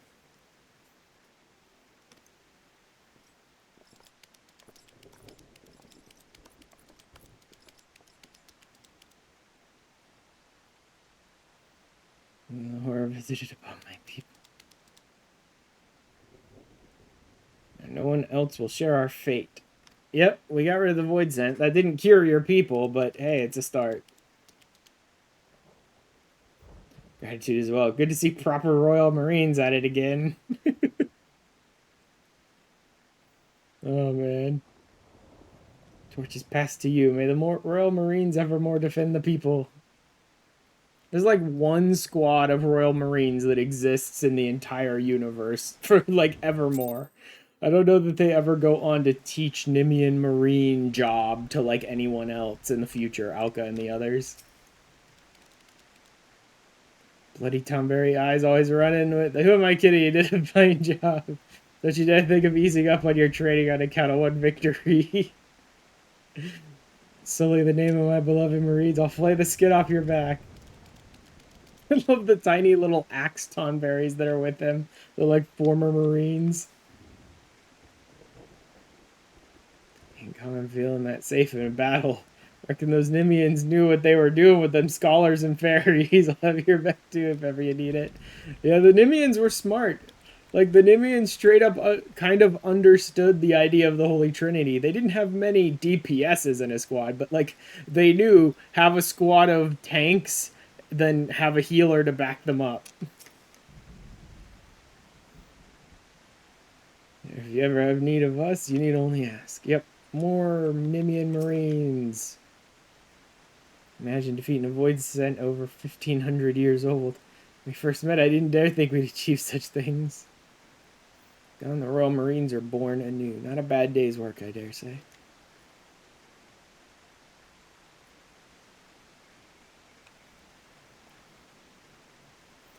I know what threats the future holds, but they will not find us unprepared. As long as I have a lot to say about it. To victory, my friend, come hells or high water.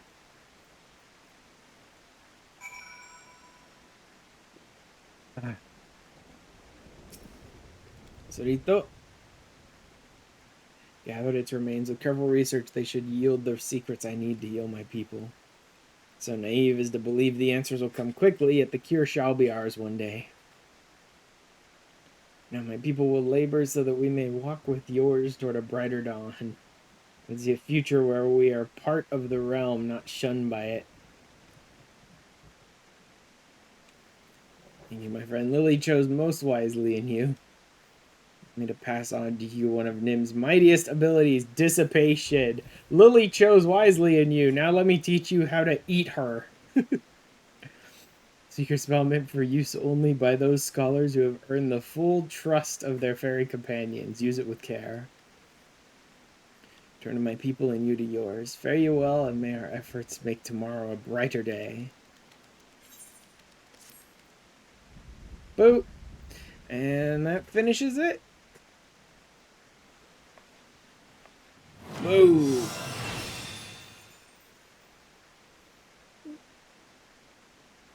Yep, that's it for those Heavensward Scholars.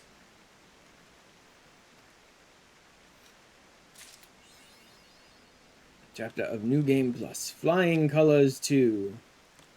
Does that one have a title? Nymian Marine. Very fitting.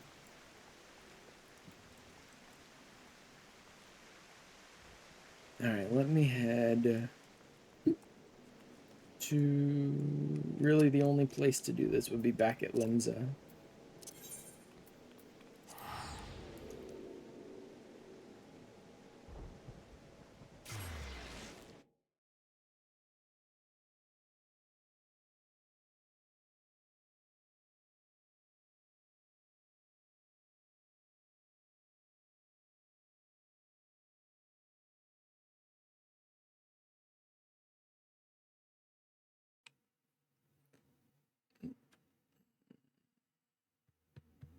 If people could, like, stop dancing in the plaza, that'd be wonderful, so I can actually load this zone. Thank you very much. It's just how it be, I guess.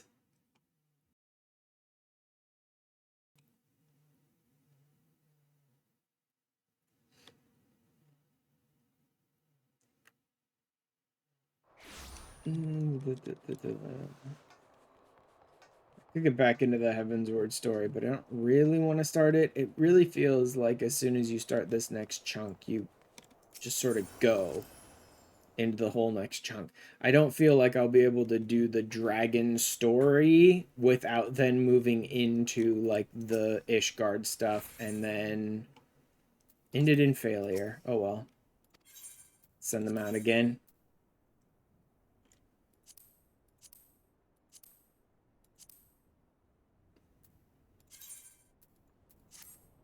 Without then having to move into the Ishgard stuff and...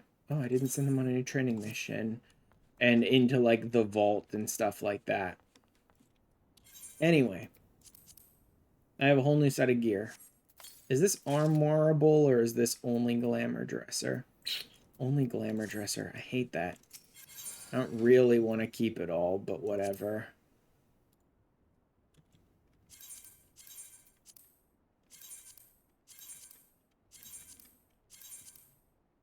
There we go. Now we can do...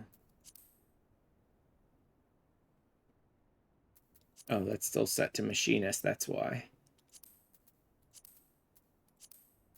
Oh, wait, I can't even... Yeah, I can't even use them. I forgot about that.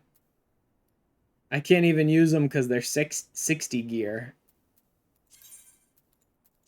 Ah. Wanted to get a section with them. Should I pull them out of the dresser then? That's a little annoying. Yeah, I'm gonna pull them out of the dresser. I completely forgot. I wouldn't even have anything to glam them over. They're 60 gear.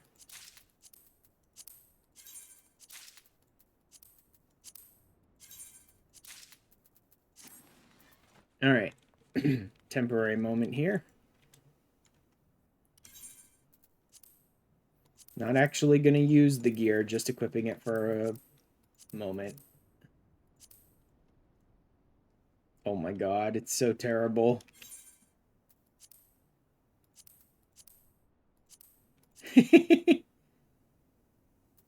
Okay, then.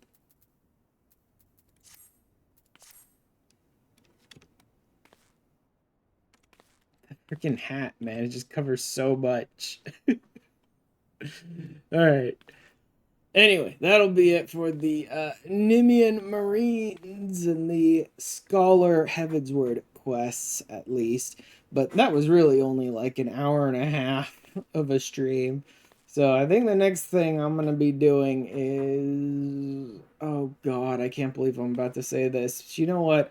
I'm going to go hit up the Gold Saucer and see about trying to learn some Mahjong. I may as well at least unlock it so that I can do the weekly Mahjong challenge log while the Make It Rain event is going on. I should try and unlock it. It's like the last thing that I have left to unlock at the Gold Saucer to complete all the weeklies. So I'll go ahead and do that. And then, I don't even know. Like, I guess I'll play Mahjong each week, but I have no idea what I'm doing here. So, guess we'll see. All this stuff needs to go back out here because I can't use it.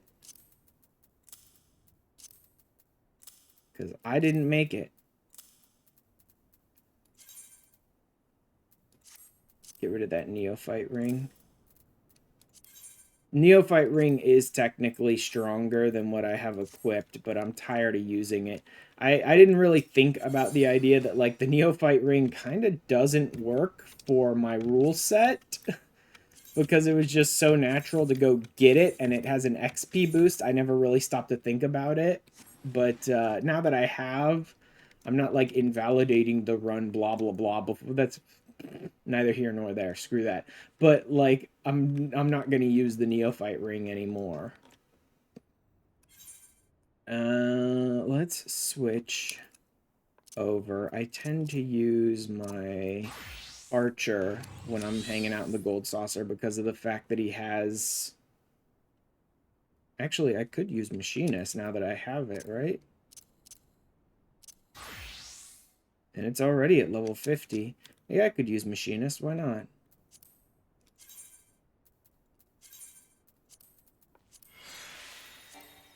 Let's just change it over to...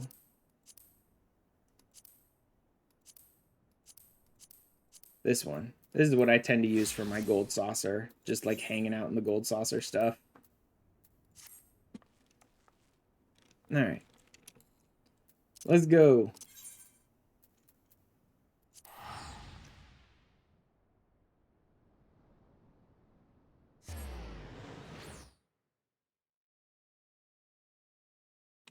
Suppose I could also show you guys who I've been facing off in Triple Triad against, even though it doesn't really matter that much.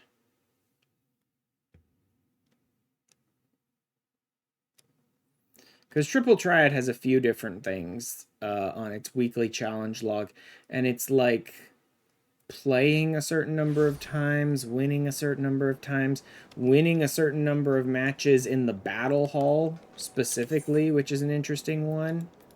Because you actually have to load into the battle hall like it's a duty.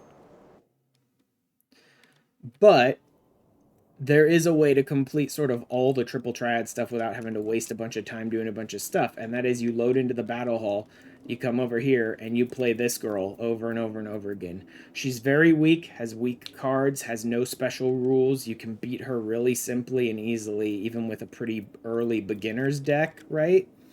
And so you just play like 3 matches against her gets you your battle hall weekly completion or challenge log thing by playing 3 matches against her. But you can just stay here and play all 10 of your weekly matches against her, and that will get you like all of the Triple Triad stuff for the week done, right? Because it's 10 times, win 10 times, 5 matches in the battle hall. Okay, so it's 5 matches in the battle hall and 3 in the battle hall. So, like, these 2 can be done just by facing her 5 times. But if you want to do the other 5 times here as well, you can do that just as easily. And then that knocks everything out. The only thing I really have left for this week is more chocobo races, which I'm not really in a rush to do. I think the number of chocobo races they want you both to enter and win every single week in order to get is not worth the rewards they're giving you. I think it should be a better reward or fewer races because they want you to enter 20 and win 10 every single week, and the reward is like 8,000. I don't know that it's actually 8,000. This might be with the Make It Rain event going on. It might normally be like, that'd be 6? No, because that'd be 9. 5,000 or something like that. I don't know. Might be 8,000. Even if it's 8,000, it just doesn't feel like enough. I feel like they need to bump the reward up or bump the number of races down. They should need you to like win 3 or maybe 5 and enter maybe 10. Feels like it would be more consistent for a weekly goal for chocobo races. This just feels like a slog, right? Just winning the 10 races I was supposed to win this week was a freaking slog, but entering 6 more to finish off this enter 20 feels like such a fucking nightmare to even think about. I don't want to do it. Open tournament is a triple triad thing. I never really participate in the triple triad tournaments. I guess I could enter an open tournament and like play one person. I guess just finishing a tournament would place you even if your placement is bad. I don't actually know whether that works or not. If you just like enter and play one player or something and then just don't bother to play again, because all you have to do is participate in an open tournament. Interesting. Huh. But 2 Doman Mahjong matches is the thing I'm gonna go ahead and like try and learn some Doman Mahjong raw with very like nothing pretty much in the realm of pre-knowledge about it. Like I said, I know the basics. I think you're supposed to get like 3 sets of 3 and a set of 4 to win Mahjong. That's about it. That's all I really know. I don't really know how to do it or exactly what the sets of 3 and 4 are supposed to be or whatever. And I never play Mahjong, so... Oh, great. There's no 1, 2, 3 or 7, 8, 9 here. Let's just do this then. Of course it was a low number.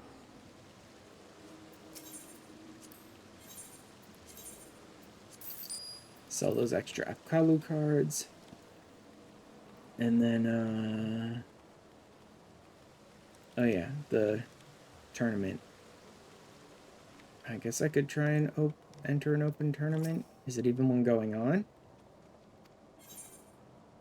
Begins in 1 hour and 24 minutes. Okay. I guess I'll enter a tournament after I finish stream. Can't believe I'm about to play freaking Doman Mahjong live on a stream without ever having done it before. This will be an interesting learning curve. I believe it is Manderville tables? I think so.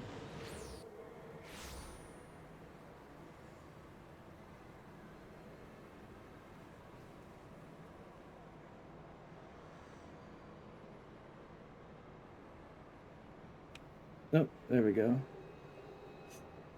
Yeah, sorry, I was just repositioning a fan real quick. Hope it's not coming through on the mic too much.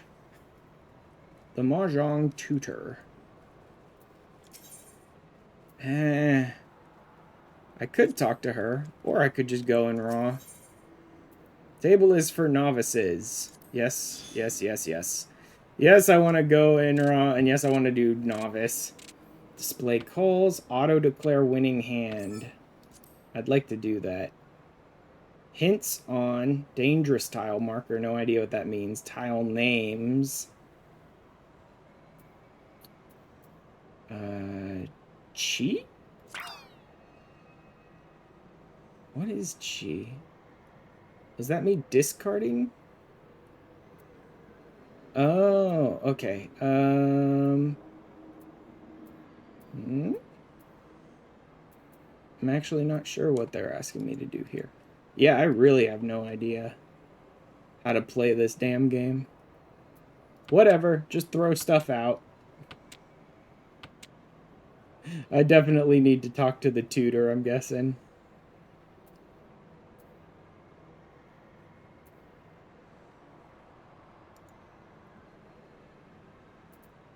Discard. Interesting hints. Let's follow the hints for now to see sort of what they're going for here. Discard a 9.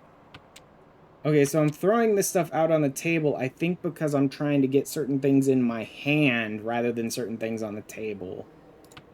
If I recall. Pass. Discard the 2. Why are you discarding that then? Discard this 3. Yeah, I'm definitely not following. Although if they're actually giving you hints, depending on how good these hints are, you might just be able to use the hints to effectively do the weekly challenge log by like just follow exactly what the hints tell you to do and do nothing else, and maybe you'll win enough. Run. Spriggan. 2, 3, 4, 5, 6, 7, 8, and so forth. What? Okay, yeah, I definitely need to... I definitely need to learn more before I start, because this... Even starting at the novice table, they expect you to know what you're doing. Even if they don't expect you to be a very strong player. Like, right now, I'm just following the hints, and I don't really understand what's going on with the hints.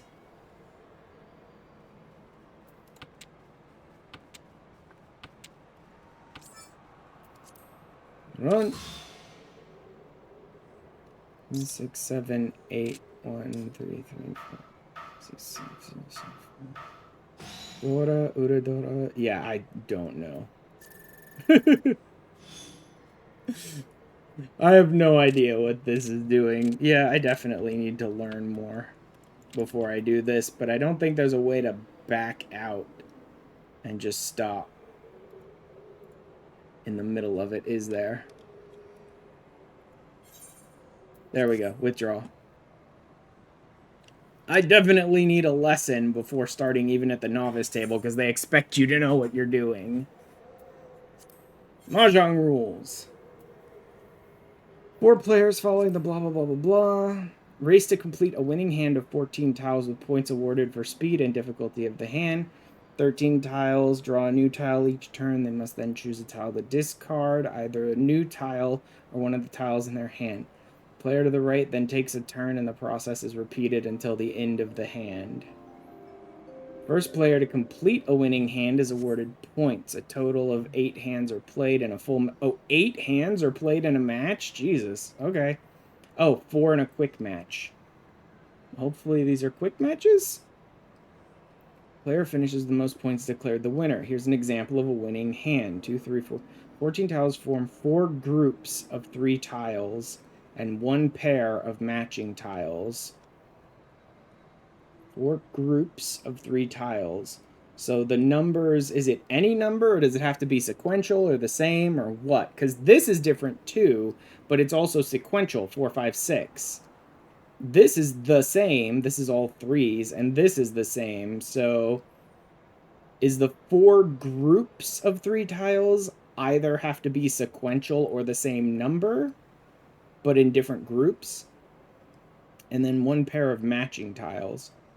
Group of tiles is known as meld, and the various types are explained in this guide. Okay, combination of melds determines the difficulty of the hand, the points awarded when winning.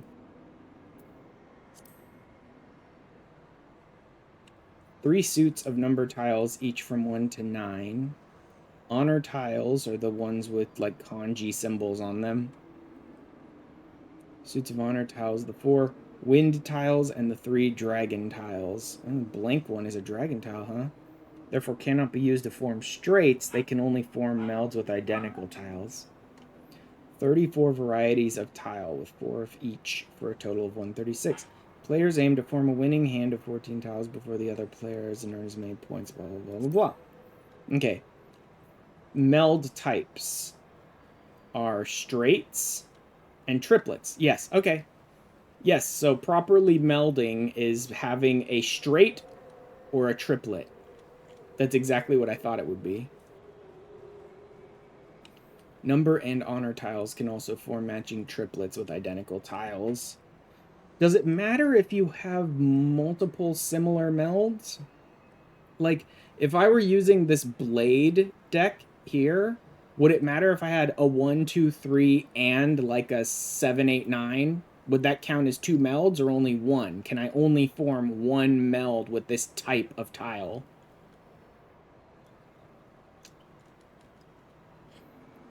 Straights provided tiles are all in the same unit. Sequences such as 891 or 912 are not permitted. With identical tiles, because this is 14 tiles and requires 4 melds and 1 matching pair. It doesn't say anything about different deck types, though. Special combinations that ignore this particular rule. Beginners should focus on learning the basic hands first. 2, 3, 4, 2, 2, 2, 4, 5, 6. See, it always is representing them as different styles. Also, why are there 4 melds down here? I thought it was 3 melds in a match.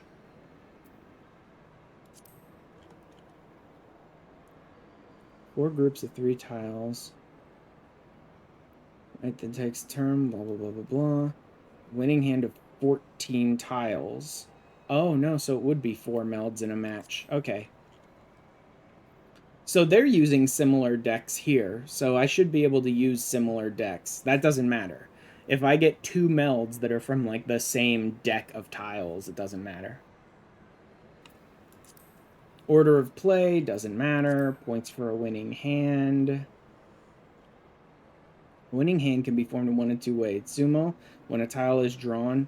When a winning hand is formed with a tile drawn by the player, the point value is calculated. This is divided between the other 3 players, who can each pay an even share. If the dealer calls a winning hand, the point value is increased by 50%. Oh, the dealer. If the dealer has to pay another player, they must pay double. Okay. Ron. When another player discards a tile. If a player discards a tile that allows another player to form a winning hand, wait. So are all of the tiles in the play area considered part of any hand that you're doing? Can you basically look at the play area, and if any deck that you currently have matches with any of the tiles on the field, even the ones played by other players, you can still call a run that way? Discards a tile that allows another player to form a winning hand. Only the player that discarded the tile must pay. When the dealer forms a winning hand in this manner, the point value is increased by 50%. However, if the dealer is the player who discarded the tile, only a standard amount is paid. Dealer has the advantage of earning 50% more points from a winning hand. In addition, when a dealer calls the winning hand, the role of dealer does not pass to the next player, thus giving the dealer an opportunity to score even more points.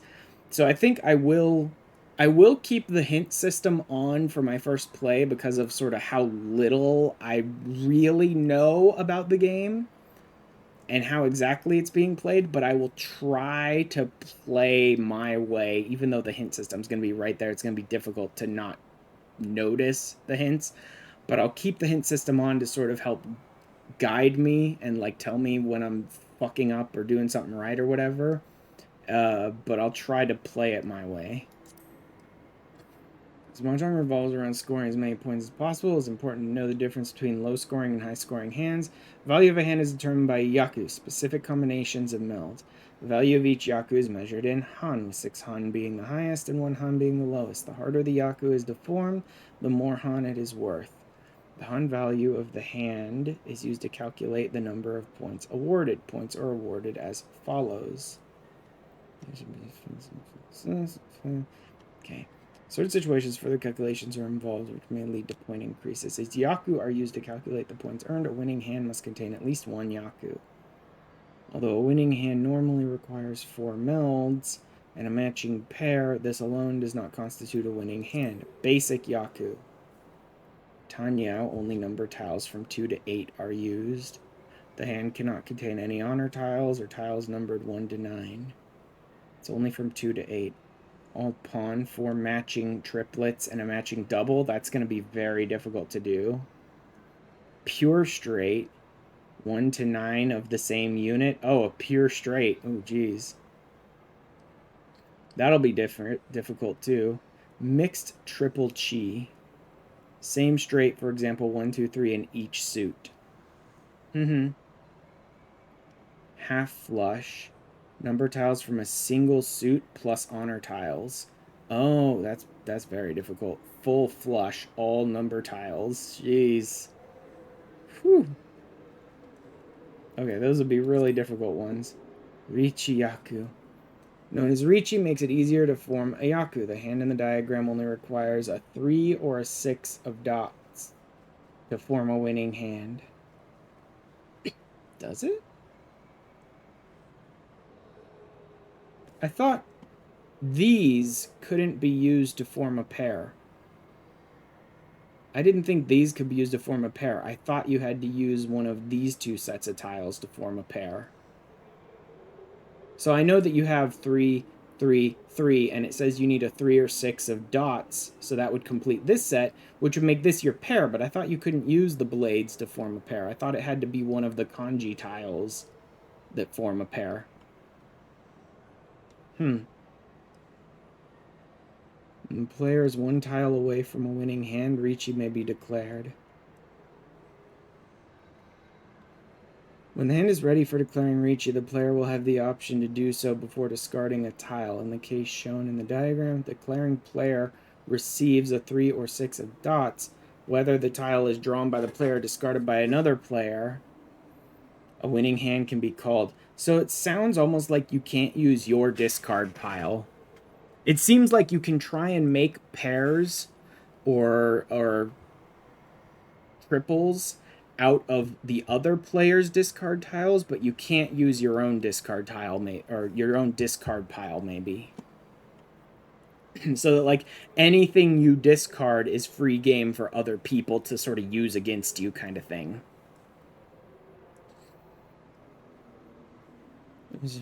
After declaring Richi, the player can no longer put drawn tiles into their hand. Any tiles drawn will automatically be discarded until a tile that completes the winning hand is obtained. However, winning hand achieved through Richi is a Yaku in itself. Therefore, the player does not need to have formed any other Yaku to complete a winning hand. Okay. So if you can complete a hand in Richi, it's beneficial to do so, but it becomes a little more difficult to complete a hand in Richi because you can't use your own tiles. You can't draw a tile and have that be like, yep, that's the one I was missing. You have to throw away your tiles as you draw them and wait until someone else like discards something that you can use.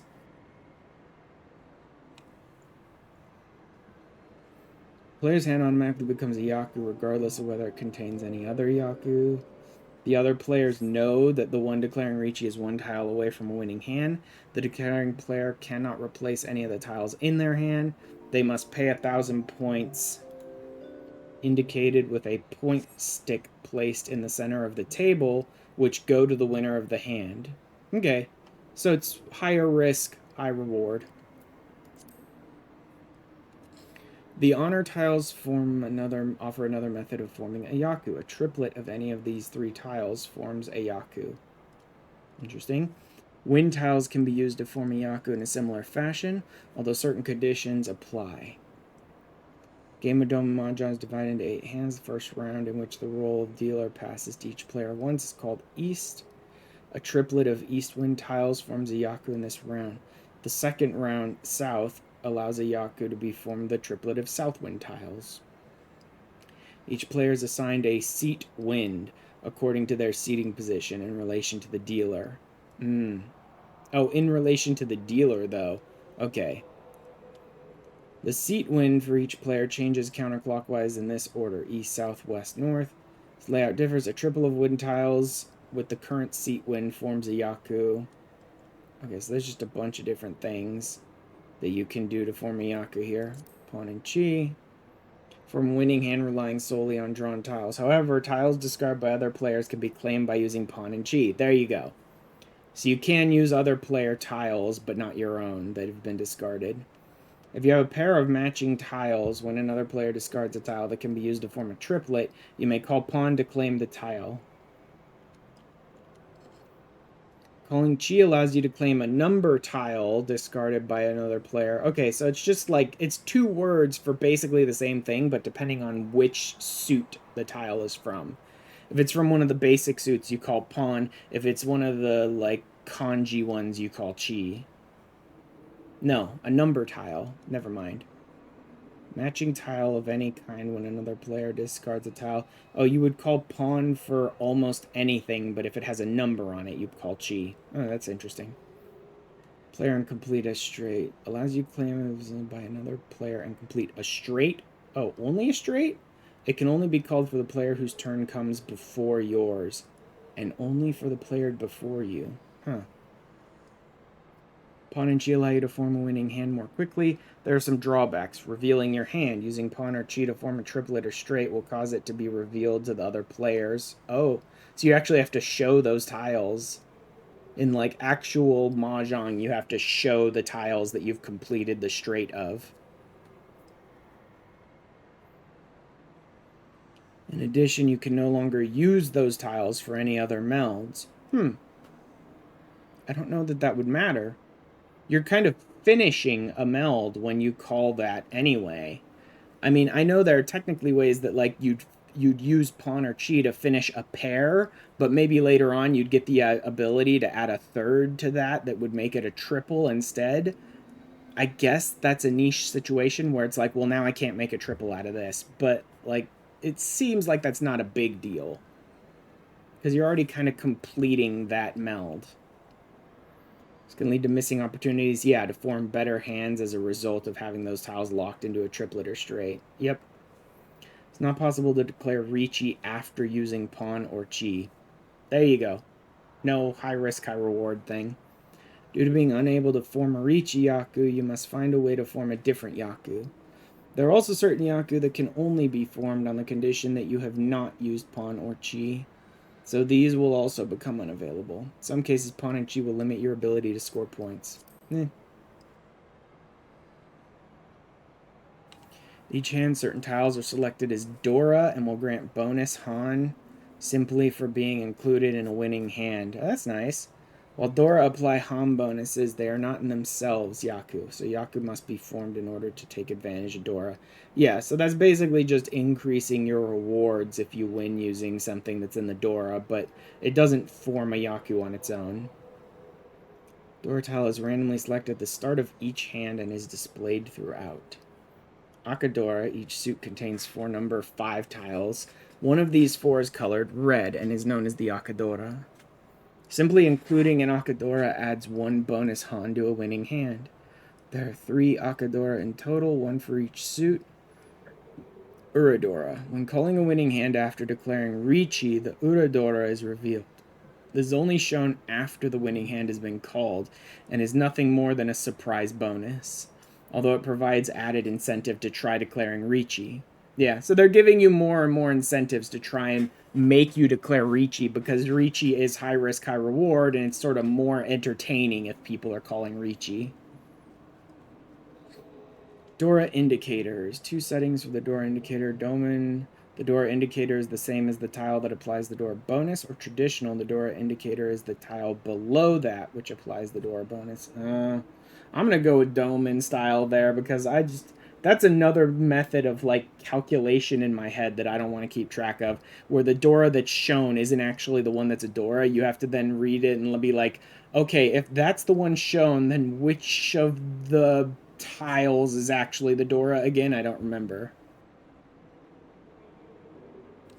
Because it says the tile below that which applies a Dora bonus. So I don't know if that just means you go 1 number higher or if that means you have to go to a different suit and find a different number or something. I don't know. I'd rather just do Domain where it's like, just show me what the actual Dora is. 4 of each tile, it's possible to collect all 4. This is known as Kan. Although Kan is not in itself a Yaku, it awards additional bonuses when calculating the points earned by a winning hand. Kan also increases the number of Dora, which may offer further advantages. Similarly to Pawn and Chi, calling Kan locks those tiles, preventing them from being replaced or used in other melds. So what's the Kan he's calling here? I don't see it. 4 of each tile. Oh. 1, 2, 3, 4. But then he has the 2 over here, so what's the point of... I don't understand what this is supposed to be showing down here. I don't see any, like, 4 here. Maybe this picture is cut off. Maybe the other two are like down here below the picture. And so it's like it would take these three and this one and like move them off to the side and be like, that's a con. You can't use that for anything else. Maybe. Because there is no 4 pair down here.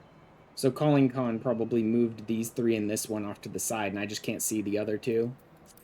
Learn by playing! I just tried that. I failed miserably. But now I have a little bit of a better idea of how to learn by playing. I'm still turning hints on, though. I'm just not necessarily going to follow the hint all the way. Okay. So I've got a dragon. I've got some winds. I have some east winds. Couldn't that be my pair right there? That's a pair of east winds. I don't have any south, so I can't get anything that way. But, yeah, honestly, the hint sounds like the best. Discard one of the winds that's not really contributing to anything. Sounds like the best idea anyway.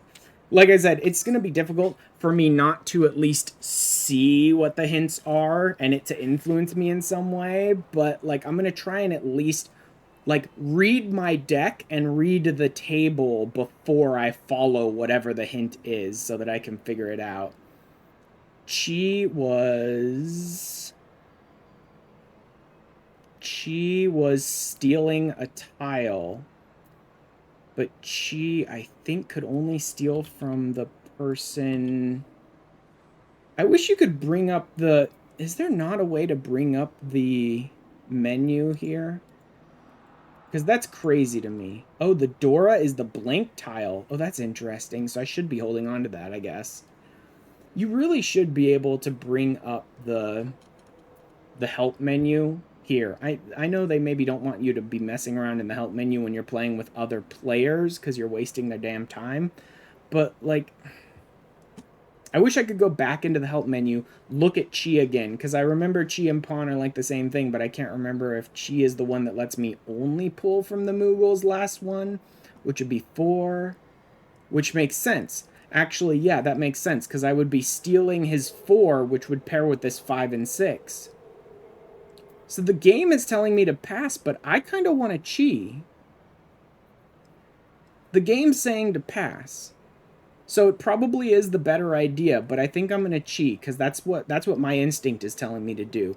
I would steal his 4, pair it off here. This 5 is the red 5, which is already a Dora. That's the Akadora itself, which gives me a bonus Han. So turning this into a triplet, even if I have to reveal it to the other players, feels like the better idea to me. So the game says pass, but I'm going to Chi. And that may be a mistake. Maybe the game definitely knows... Almost certainly the game knows better than me, but I'm going to Chi. Because creating a triplet with the Akadora sounds like it'd be a better idea to me. Yeah, I'm going to Chi. I'm going to steal his 4 and create a triplet with the Akadora. And then, yeah, discard the other wind tile that is not really giving me any bonus. That makes perfect sense. So he's got a 3. They're telling me to discard the 6 of dots. Which, again, yes, makes sense, because I don't really have any other dots in my deck. And the other players have played some blades. They've played some numbers, and they've played some wind tiles. So, yeah, no one has played any dots in the discard pile for me to steal, and I have no other dots in my deck. So, yeah, getting rid of this dot tile sounds like the best idea. Oh, well, that's interesting. He played a blank face. Is there not a way to steal? I thought I'd be able to maybe pawn. Chi only steals number tiles, but pawn can steal like any of the other tiles. And I thought pawn could be used against all players, not just the one who played before you. Where Chi, I think, only let me steal from the Moogle. I thought pawn would let me steal from anyone. And it feels like if I could pawn the dragon tile that he just played with my dragon tile and stick it into a pair, then the dragon tile, the blank dragon tile, is also the Dora, so wouldn't that be beneficial to me? Why can I not pawn and steal his dragon tile? Yeah, trying to learn these rules is weird, man. Based on my single reading of the Dome and Mahjong rules, it feels like I should be able to call pawn here, steal his dragon tile, and pair it off with mine for a double. But apparently not. So it wants to get rid of the red dragon, which I guess would make sense. Oh, I'm going to have 3 east winds that I can turn into a triple. That'd be interesting. Why am I not turning those into a triple, though? I guess the only reason this one is over here is because I actually called it. Right? Maybe I should change my... But what would I put it on? Nah, there's nothing that really works for that. Alright, let's just leave it then. Because I actually called Chi, I had to, like, flip these tiles over, and so they locked them off to the side, like I can't touch them anymore. But I guess these 3 would still count as a triple, but it's just not off to the side because they're in my deck as a triple, but I could pair them up with something else if I got some reason to.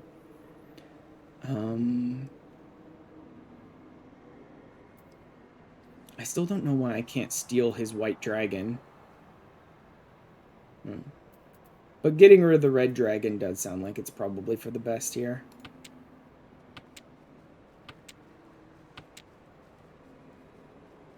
It wants me to discard my white dragon. Why is it ignoring the fact that the white dragon is both the Dora and I thought I should be able to steal his? It's just like telling me to throw the white dragon away, but that feels like the worst thing to do. So this looks like it's gearing up to be a triple of the 2s, which would be interesting if I can complete that. This is a 1, a 3, a 6, and an 8. Oh, they're bamboo, not blades. They're bamboos. Okay. So I've got a bunch of different bamboos here that none of them really creates a straight, but it's got a bunch of different spread out numbers that I could possibly create a straight with a bunch of different of these. Like I have a 6 and an 8, or no, I have a 7 and an 8, so if I got a 9 or a 6, that'd be good. I have a 2 and a 3, so if I got a 1 or a 4, that'd be good. And I have a 9 here, so that is going to create a straight. A 7, 8, and a 9 will create a straight there. So that's 2 straights, 3 straights. But I don't have a pair that I need. The pair has to be the winds and the dragons, I believe. Because I could say I had a pair here, but that doesn't count. Numbers don't count. The pair has to be made up of winds or dragons, I believe.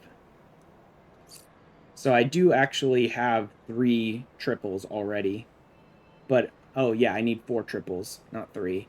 So I need a 4th triple, and then I need a pair. I guess. Getting rid of the white dragon seems like a bit of a mistake to me, but since the game wouldn't let me steal his white dragon, I guess mine is pretty much worthless. Even though it is the Dora. The fact that we're getting rid of the Dora sounds like a mistake to me. Whatever.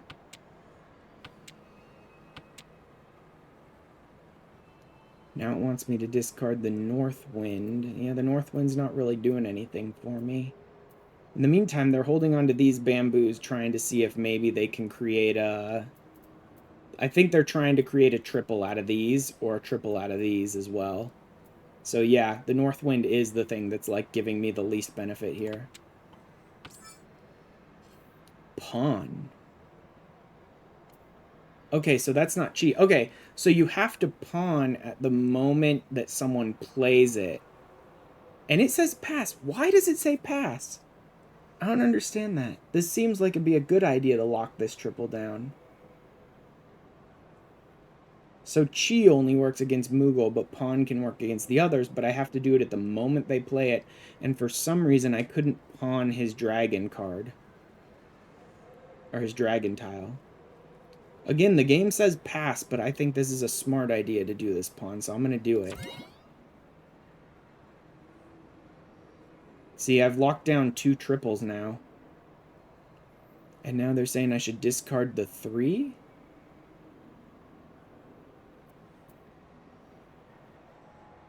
I mean, yeah, I do have a triple here and a triple here. So these 2 bamboos really aren't doing me any favors. Yeah, so these are the least useful. I already have 2 extra triples, which means now I just need to get a pair. So yeah, discarding one of those lower bamboos does seem the smarter choice. Gee. If I steal from him, why would I steal from him? I think I should pass here. I already have a triple. I have a 7-8-9 triple rather than a 6-7-8 wouldn't really give me anything. Yeah, I think the game's right. I think I should pass here. I already have a triple made up of that, so I think getting another piece for that would be worthless. Although, couldn't you earn extra Han? I think you might have been able to earn extra Han if you had extra pieces on your straights, even though they don't add to, like, your Yaku completion or anything. Something like that. But I'll agree with the game for now. I'll pass. And then it wants me to discard the 5, which makes sense because numbers, I've already got all my number triples. I'm not going to suddenly make another number triple, I don't think. So that does make sense, discarding the 5. And then it wants me to discard the dots, because again, yeah, that's not going to really help me here, the dots.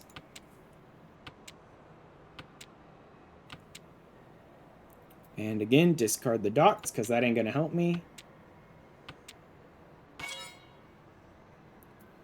Ricci. So it wants me to pass. What are you doing here? Why do those have a red dot on them? I have a triple here, I have a triple here. Why has that got a red dot on it? And a 2 here, and it's playing me an 8 and giving me the ability to steal it, but I don't know that that would help. I don't think you can pair bamboos. I think your pair has to be made up of winds or dragons, right? The game says pass. With the understanding of the rules that I have, I'm going to agree that pass sounds right. Do we have like a short? No. And then discard the number. Yeah, it makes sense. Why are those in red? I don't understand why those have a red marker on them now.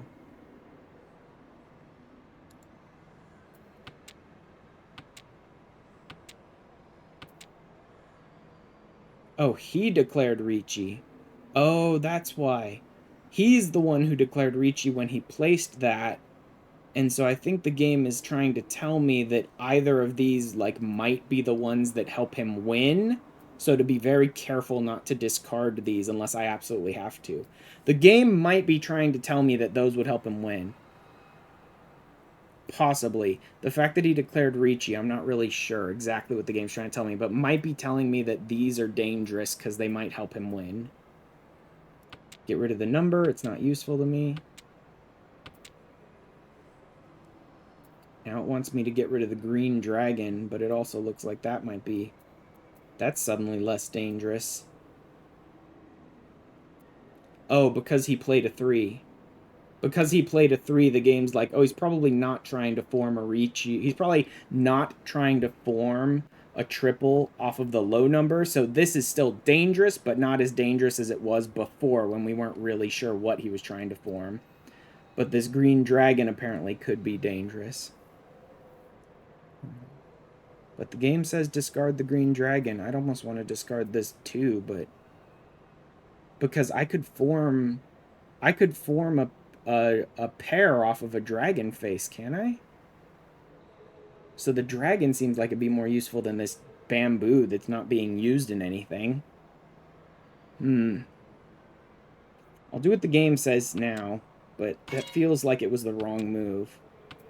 This guy has a Ricci as well now. It wants me to discard the wind again. Why does it keep having me discard things that I could form pairs with? It keeps telling me to discard things that can be used to form pairs, and I don't understand why. It feels like getting rid of that bamboo too would be the better option. Because it feels like I'm missing out on the option to get pairs, which is the one thing I'm still missing is a pair. I'll do what the game tells me for now, but, like, that feels wrong. A bamboo 1? Really? You want to discard? I mean, it's not useful to me, but someone else might. Why, hello there. It wants me to pass. I don't even remember what con is. I think con might be the one that's, like, declaring that you have more than 3. So that would earn me an extra Han, I think. Because that's the same as these. The game says pass. So, like, I could steal it, at which point it would pair off with 2 of these, I'm thinking, and become a triple that I reveal. I could steal it and declare I have even more than 3, at which point I think it locks them down as well. But the game says pass. I want to see what con does. Even if it's a bad idea, I want to see what con does. Because my understanding is I think it would steal it, pair it with these 3, and set them aside as like a 4, where it's like that doesn't give me a bonus, really, because 4 doesn't matter. But I think if I win, it gives me extra Han to form a 4. Let's see what con does, if it does what I think it does. Yes, it does. It set aside the 4. It's telling me to discard the dots, but it's also looks like it's saying the dots are super dangerous. I'll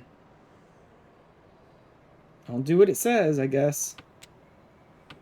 But it feels like someone might win off of that. No? Okay, more dots that I don't need. Again, more dots that they don't want me to use. We're running out of plays here, guys. Like, we got very little left to play. Draw.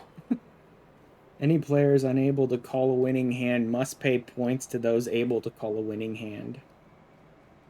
I don't know that I can call a winning hand. I have the 4 triples, but I don't have a pair. But I did gain some money out of that somehow. It looks like Mandragora lost some money and I gained some money, but I didn't think I had what I needed to declare a winning hand.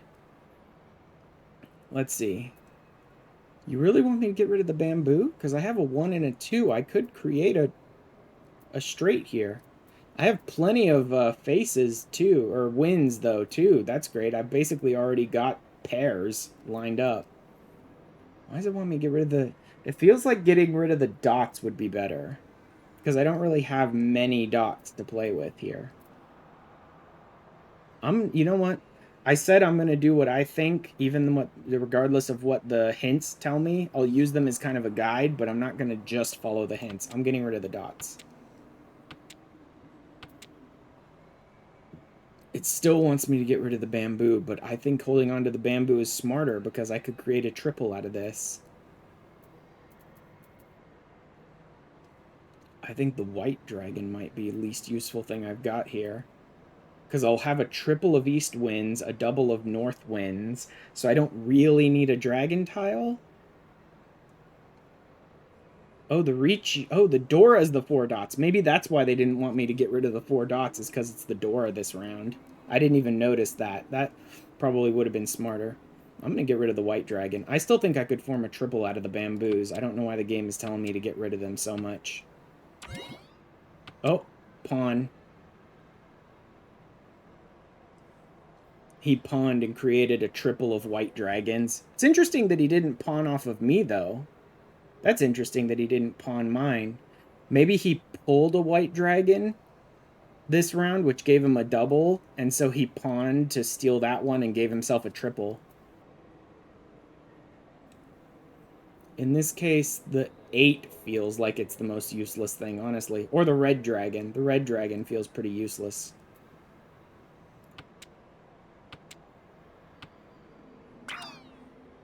Gee. Oh, he stole that one as well. Jeez, he's making decks really quick here. Oh, there's a south wind. If I could do something with the south wind, that'd be nice, because I am south right now, which means I would get extra Han if I can win with a south wind.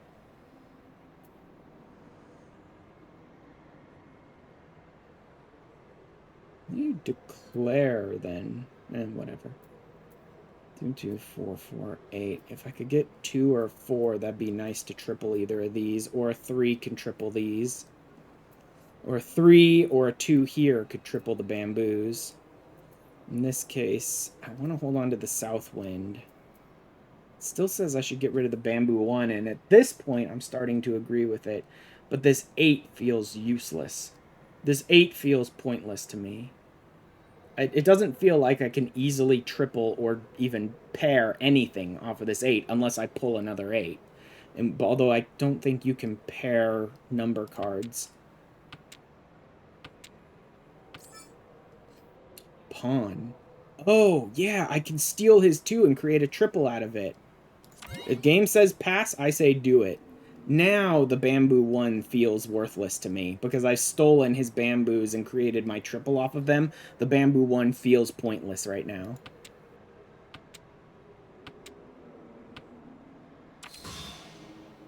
Ron.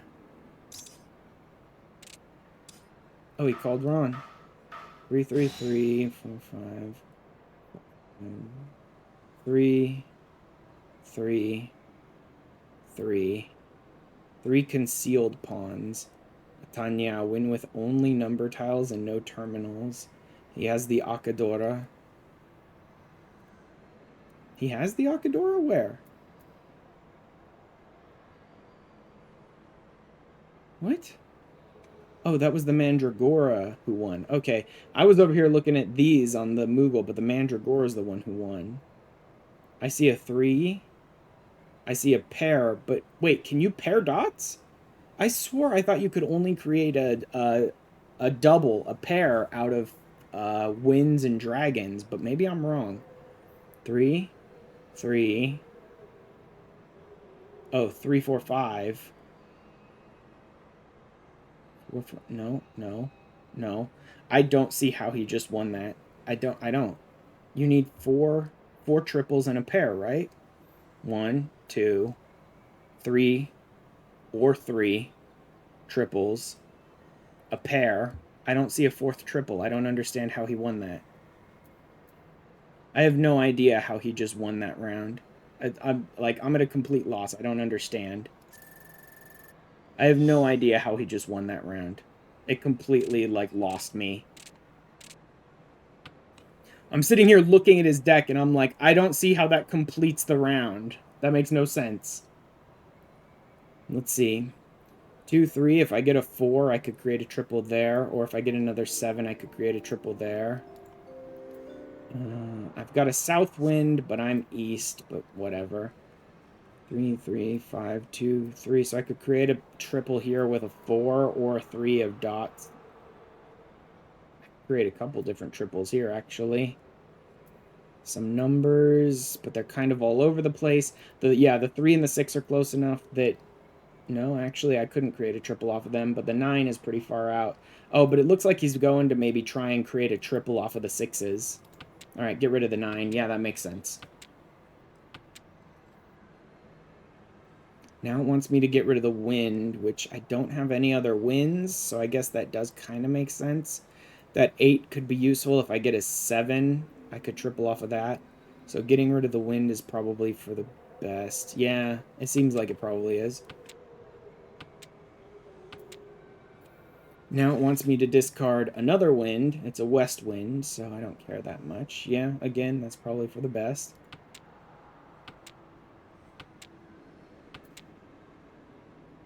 Now it wants me to get rid of the south wind. Again, probably for the best.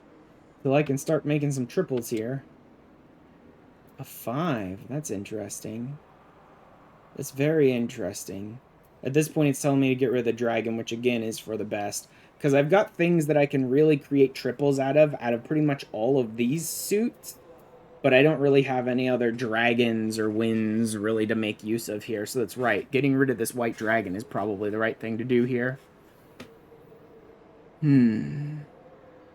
Oh, the Dora is the 7 dot? That's interesting. I don't have any of that. Apparently, I do have the Akadora, though. I didn't notice that before, that the fact that all 5 of the faces are red means that this is the Akadora. And the little dot next to it, I guess, too. There's a 5, which doesn't really help me. It's telling me to get rid of the low number because I can't really triple off of that well anyway. Yeah. I'd need a 2. I need a 1 and a 2, or a 2 and a 4, or a 4 and a 5. Like, I'd need 2 of any number to triple off of this, whereas just getting 1 of any number can really easily help me triple off of this. So getting rid of the 3 is probably for the best for now. Whereas keeping this would be useful for the moment. Gee.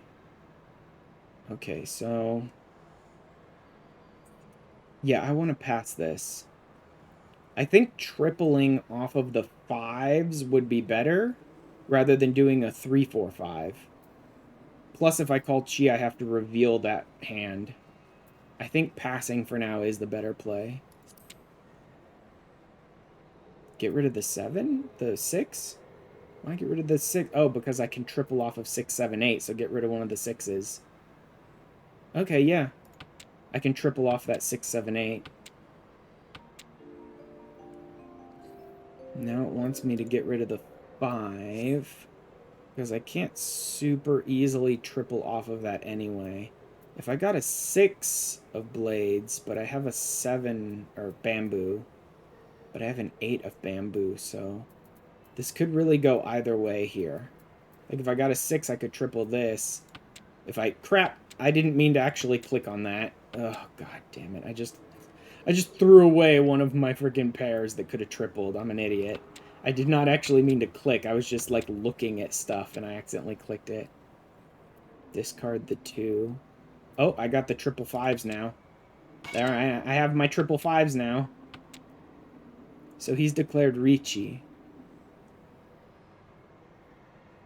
So I can get rid of this 2. It's not really helping me here.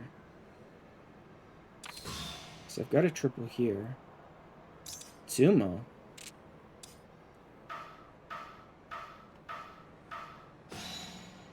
One, 2, 3, 4, 6, 8. There's the 7. Okay, so 1, 2, 3, 4. No, 6, 7, 8. 1, 2, 3. 7, 8, 9. So there's the 4. What's his pair? Okay, no. 2, 3, 4, 6, 7, 8. 7, 8, 9. And then all 8, I think, bamboos. And then these ones must be his pair. Okay. At least this deck, the win of this hand makes sense to me. I can see how he created the deck that would let him win. The other one was like, I don't even know what you're talking about. How did you win that one?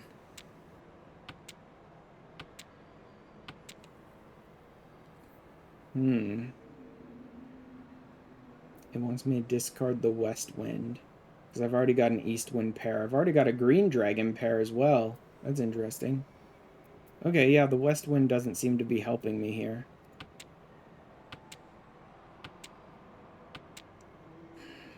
Discard the White Dragon.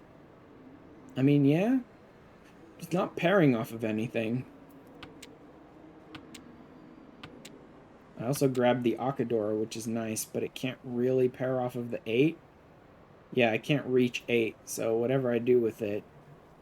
The 1 isn't really helping me either. Get rid of the red dragon. Yeah. Yeah, I don't have any other red dragons to pair it with, so might as well. Like, these bamboos are kind of all over the place, which makes them fairly useless. I don't know why it's holding on to so many of these bamboos when, like, the Akador is the best one, so, like, holding on to the 6 makes sense. Because I could pair that off with, I can pair that with the Yakadora, which is nice, but, like, I don't know. 7, 8, 9. Oh, I already have a triple there. I didn't even realize that. It seems like the 2 dots would be the better one to get rid of here rather than the 2 number. But, okay.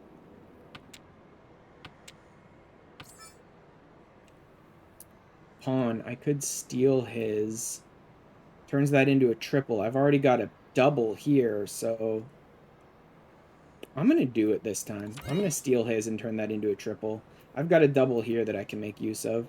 Now it wants me to get rid of the 1 bamboo, which makes sense. That doesn't really pair well with anything. Oh, I could pawn that, but that turns it into a triple again, and I need a double. I'm going to pass this time.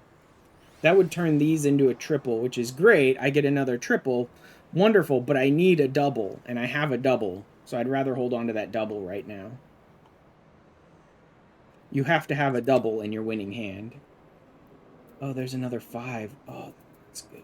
Yeah, this isn't helping this pair. This isn't helping this triple at all, so getting rid of the dots makes sense. If I could triple those 5s. I got 2 5s and 2 6s. Come on, game.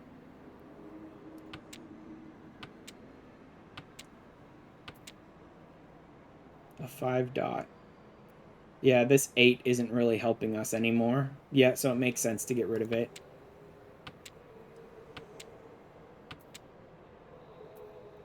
A south wind, huh?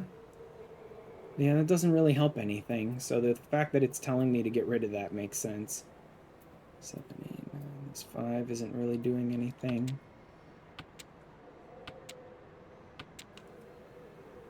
The 2? Yeah, the 2 is useless.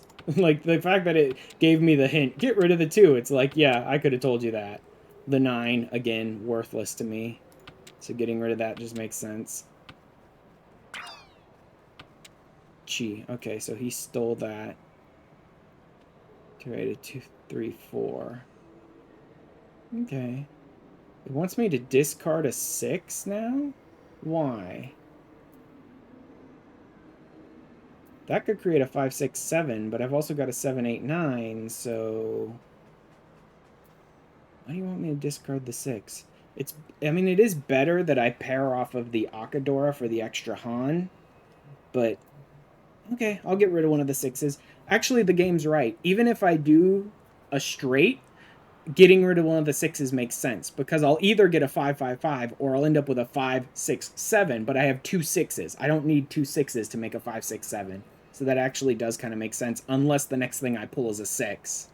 In which case, this would be a mistake. It wasn't. Okay. 4, 5, 6, 7, 8, 9. Oh, that's good. I got 2 triples. 4, 5, 6, and a 7, 8, 9 out of here. Plus I have a triple here. Plus I almost have a triple here. If I can pull another 4 or 5 of bamboo, I'll be ready to declare victory. Wait, why do you want me to get rid of the 5? Are you insane? That feels like such a mistake. I'm getting rid of the 6. That may be a mistake, but I'm getting rid of the 6. Because in order to create a triple here, I'd have to pull a 7 or... Oh, it's because I could make a triple either direction. It's because in order to turn this into a triple, I have to pull another 5 of bamboo. But in order to turn this into a triple, I could either pull a 4 or a 7. So it's easier to make a triple that way. So getting rid of this does kind of make sense, actually. Anything else I get rid of would actually be more detrimental than getting rid of this, I think. Because these are completed triples. This is a completed pair. And this could form off of 2 pulls rather than 1, where this can only form off of 1. Yeah, so getting rid of this one does actually make the most sense. Oh, pawn. Oh, no, that's not what I need. Why do you want me to pawn and discard the 6? That makes no sense. If I'd pawned and discarded the 6 previously, I might be able to pull a double as the 5s. I still don't think you can make a double that way, but it seems like you might be able to. I could have doubled the 5s as my double and declared victory then, I think. But why does it want me to take what I'm using as my double and turn it into a triple when I don't have another double to replace it with? This seems like a mistake. Fine. 10 prevents you from calling. Thanks, game. I had no idea what you just said there because it went away in like 3 seconds. Cool that they put some tooltip down there that's like a paragraph long and gave you 5 seconds to read it.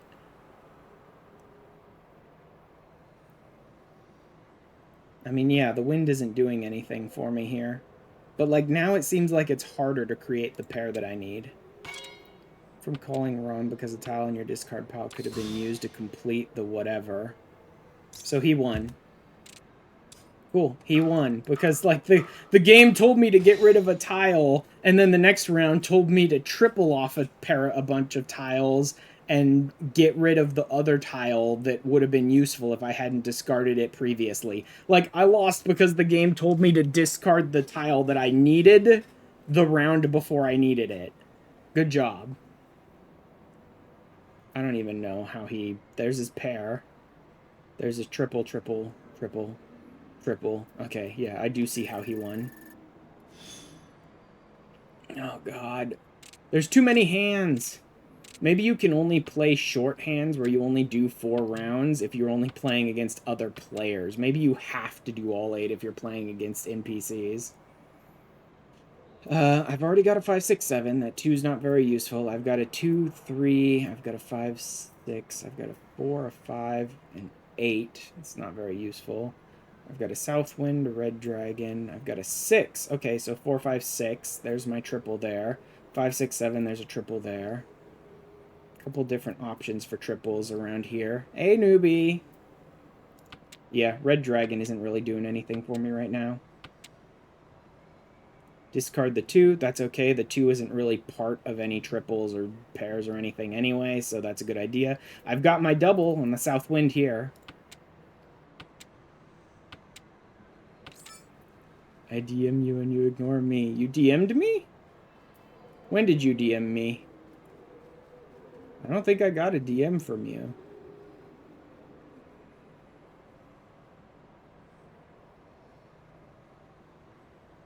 Oh. The crowd control repo. I don't think I saw this DM 3 days ago. How could I have missed that?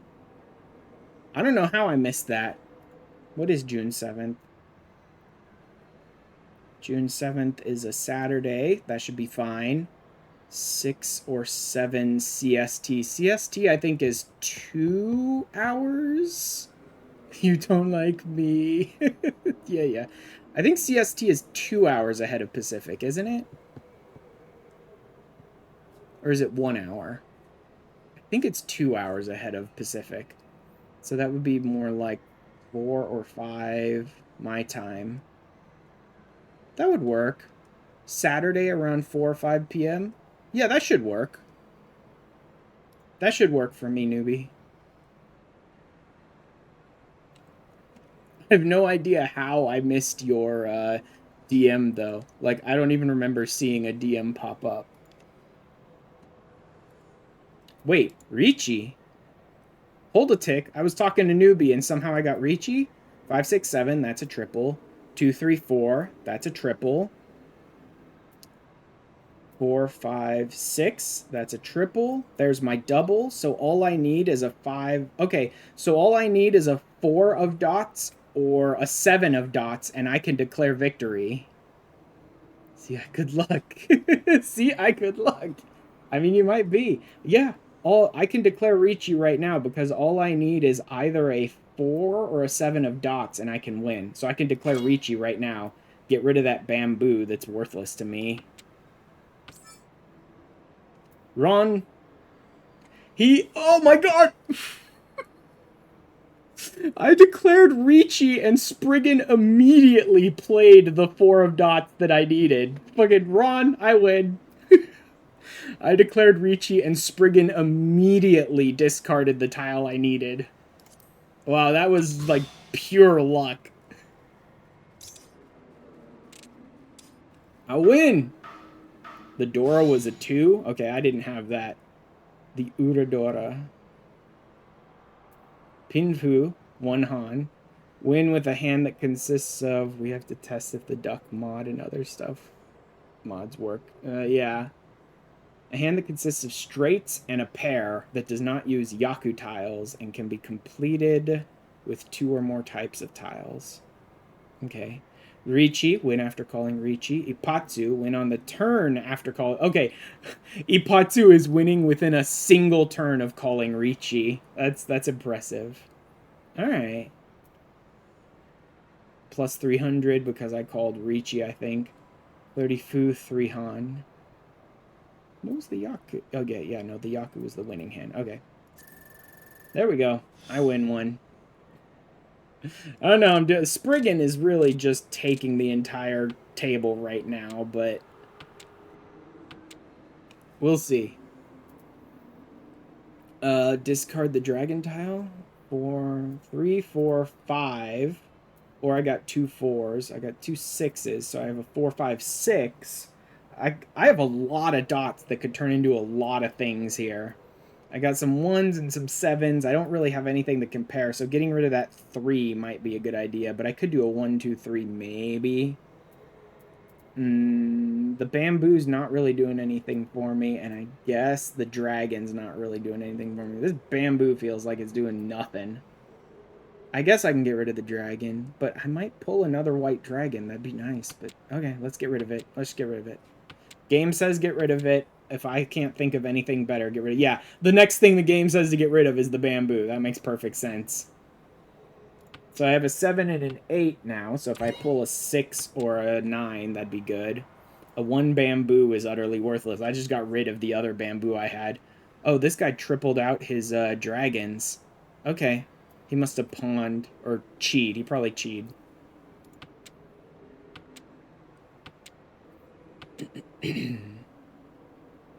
That's, no, that's bamboos again. I don't need bamboos. Okay, 5 of dots, so there's a 3, 4, 5 now. Or 4, 5, 6.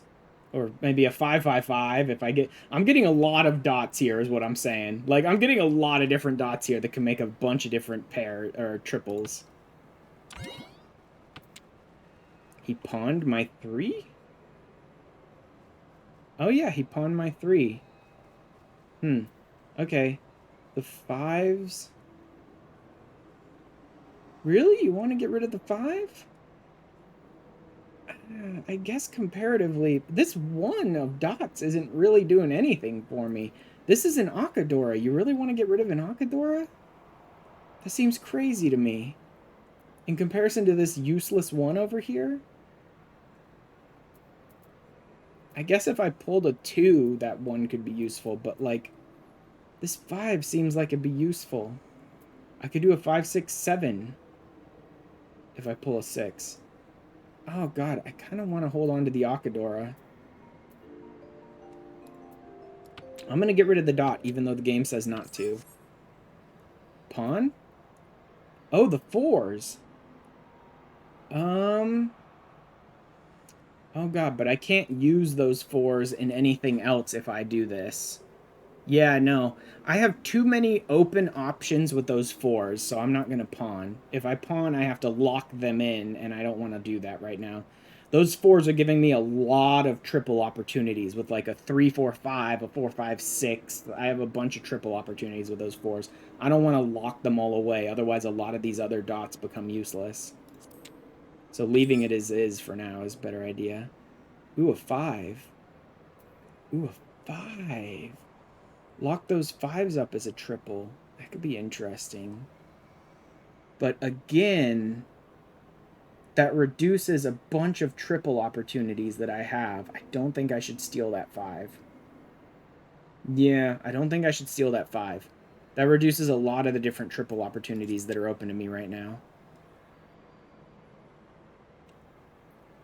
But that's a 4. Why do you want me to... Oh, because I have so many 7s. It's probably better not to try and go for like a 4, 5, 6. It's probably better to just wait for a 6 to pair off of that 7. I don't really need this 4 to do that. Okay, they're right. That is a better idea. Get rid of that 4. A 2. Yeah, that 2's not really going to help me here. If I still had that 3, the 2 would be nice. But right now, my better bet is to wait for another 1. He pawned? Oh man, he has pawned so much of his freaking deck out already. That, like, he doesn't have much things hidden at this point. Discard a 1, so that's a 7. With a 6 and a 5, and a 6, a 5, and a 4, that's another pair. A 3 and a 4. So if I get a 2 or a 5, that'd be another pair. Or another triple.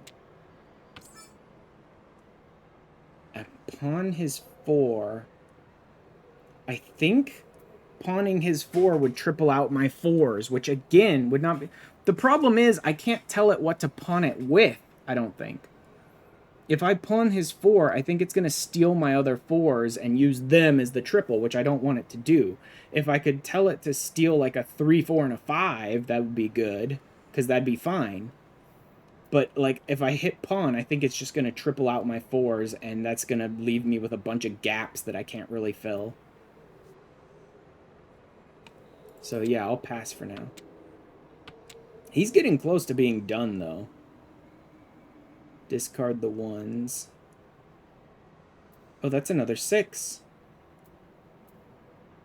7, 6, 5, 6, 5, 4. 5, 4, 3. So that's 3 triples right there. That's 3 triples already. A 5.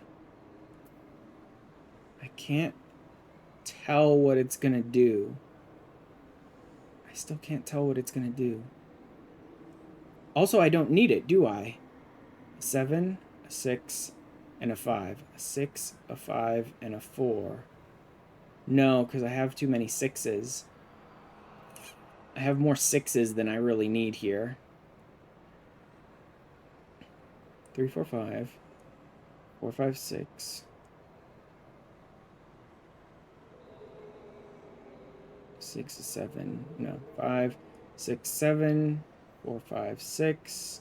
Yeah, it leaves me with one extra 6 that I can't make use of. A 3, a 4. If I could get rid of one of those 6s, although that's a triple on its own, and replace it with a 4, that'd be interesting. I don't know. Pass for now. Too many things going on. Why the hell are you having me discard a 7 of dots? I have a bunch of things I can do with that 7 of dots. Why are you getting me rid of it?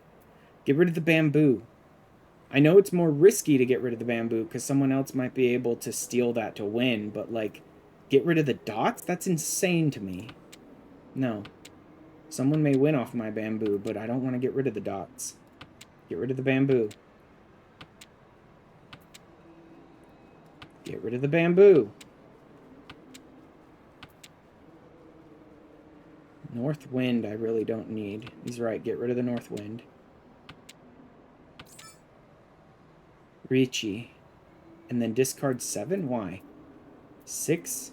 No, 5, 6, 7. Got it. 3, 4, 5, 4, 5, 6. 6. I don't see it. I don't see it. Oh, maybe I'm blind. I don't know. I don't see it, though. 7, 6, 5. 6, 5, 4.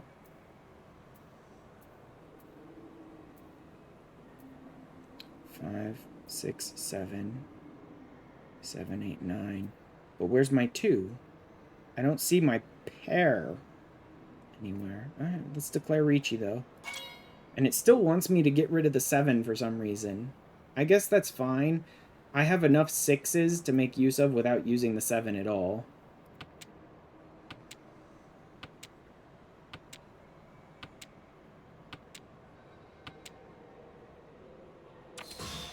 Sumo, he won. He declared victory before me. What do we have here? 1, 2, 3. Okay, there's his 4th right there.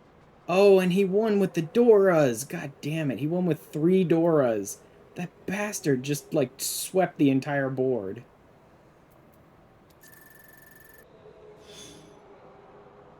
Can't believe I have, like, 4 more games of this, I think. This idea of, like, 8 games is insane to me. I really wish there was just, like, a one-off Mahjong, right? I wish you could complete Mahjong by just being like, let's play 1 hand and be done. But no, your choices are either 4 hands or 8 hands, and it seems like if you're playing the NPCs, it defaults to 8 hands every time. which is really stupid. 3, 4, 7, 9. No actual triples here, but a bunch of opportunities. A 5, 6, 7 already, so that's good. So yeah, these dragons and winds aren't doing much for me right now. I'll get rid of it.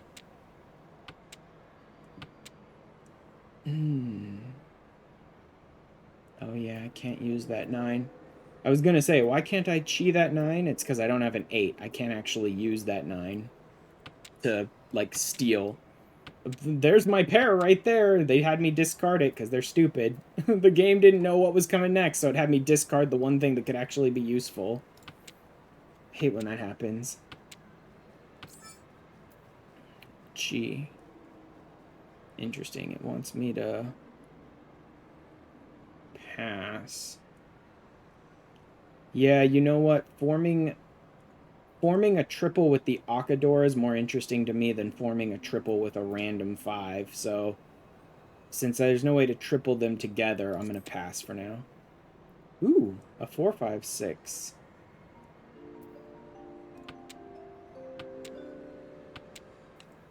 That's interesting. Discard the dragon. Oh, it's holding on to a random dot? They want me to chi his 5 again. Oh, wait, that's interesting. I could do a 4, 5, 6 and a 5, 6, 7. If I chi his 5, I can do 2 triples. Yeah. Let's chi out a 5, 6, 7. Okay, so you do get the chance to choose for yourself. That's useful. Chi out the 5, 6, 7, which leaves me with the 4, 5, 6 over here with the Akadora. Although, why is that? I don't know why that's grayed out now. I don't want to get rid of it, so it's fine, but I don't know why it's grayed out for the moment. Whatever. Now they want me to chi for his 2, 3, 4. Yeah, I do want to chi that. And then discard the 2. Yeah, because I'm not really pairing anything off of that 2 right now.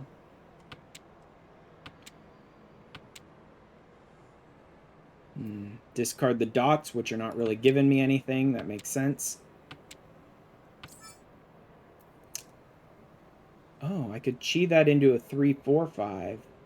But I already have a triple. I already have a triple that the table doesn't know about. If I chi off that 3, 4, 5, then I have to reveal the tiles and the table knows. Since I already have a triple, I'm just going to pass. I don't want to expose my tiles when I already have a triple with them. Getting rid of the dragon that I don't really need. Alright. That's fine. It doesn't really help me much anyway. Get rid of the 2. Okay, yeah, because I've got a 3 and I've got a 5. So it looks like my bamboos are aiming further upwards rather than downwards. So getting rid of the 2 makes sense here. Dots are worthless to me right now. Shit, he's on Ricci. Oh god, that's super dangerous, and they want me to discard that one. Jesus. Oh god, if he gets Ron off of me, that's gonna suck. Sumo. Yep, he got Sumo off of me. Bastard. Yeah, that was exactly what he needed, is what I was putting down. Great.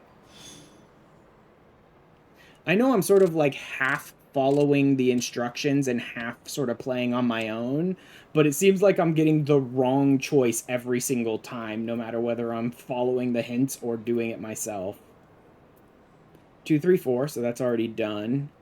I've got some opportunities here on the high ends of the dots, so those 2 dots aren't super useful to me. I've already got a 1, 2, 3 here, so that's nice. Why do they want me to discard the 8s? I think I could get rid of one of these 3s. I think getting rid of one of these 3s would be better, because I've already got a triple off of one of these 3s. I'm going to get rid of the 3 instead. Chi. No. That's a 1, so I would pair it with this 2, 3, but I've already got a triple, and that would expose my triple. I don't want it. I've already got a triple, I don't want to expose it now. Oh, why do you want to get rid of the 9s? The 9s could be useful if I pull another 9. I want to get rid of this 3. I've only got this one set of numbers, and this 3 doesn't seem to be doing anything for me. A dragon card? No, I'm good. I don't need a dragon tile. Oh, hello, a 5. In which case, I might get rid of this 2 instead. And triple these off of the 5. It's still telling me to get rid of the 9. I don't understand why exactly. Like, if I pull another 9, I can triple these. If I pull a 7, I could triple them as well. I guess is what they're aiming for, is the 7. But this 2 dot's doing nothing for me. Why isn't it telling me to get rid of the 2 dots? I'm going to ditch the 2 dot. A dragon again? No, I don't need a dragon right now. Gee, I could steal his 7, completing one of mine. In which case, at that point, getting rid of the other 9 would be useful. I think I will chi this. Because I don't have a completed triple here yet. I'll go ahead and chi this and toss the other 9 because I don't need it. Now I'll discard this 9 because it's not useful for repairing anymore. Oh look, there's another 9. Now it wants me to get rid of the 7? Why? That 7 could easily pair with the other bamboos. I'd get rid of this 6. No? Because that 6 might get me 2 triples here. I don't understand it. Getting rid of the 7 seems like a big mistake here. Get rid of one of the 8s, maybe?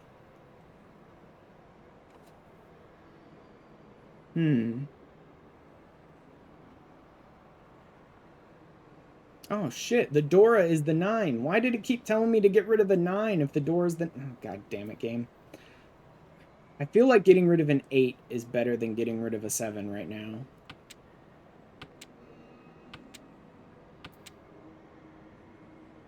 There's a 3, which doesn't help me at all, really. No, because that's already a triple, so this 3 is... This 3 is redundant.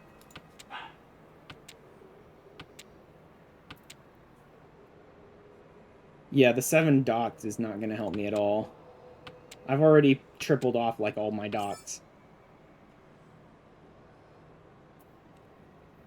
Okay, yeah. Yeah, you know what? If I chi that 7, I can create 2 triples out of this. That gave me another triple, so that's 3 triples. Now I just need 1 more triple and a pair. Discard the 7. Again, they're telling me to discard the 7. Oh no, that's 4 triples. I've already got 4 triples. Oh, crap. If I had discarded the 7, I would have still had that 8, which means I would have still had a pair. Damn it. Yeah. Pawn. Chi. I don't need it. I've already got this. I've already got this set complete, and that will just reveal my cards. Or my tiles. I don't want to do that. Boy, do I not need a... It wants me to discard the bamboo.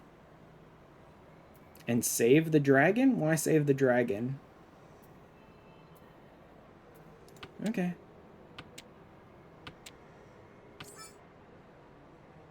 Nope, that's just going to reveal my hand unnecessarily again. 6 is worthless. The 4 bamboo. Discard the 1. Oh, yeah, because a 2, 3, 4 is better than a 1, 2, 3. So discard the 1. Discard the wind. Yep. Because I don't need the wind. He's calling Ricci. He's calling pawn. Shit. Everything is dangerous right now. Like, I'm waiting on a dragon here. Wait, discard the dragon now? Why are you... Why does the game seem stupid right now? What does a 4 dot give me that a dragon doesn't? Did they just win off of me? No. Pass. That reveals my hand unnecessarily.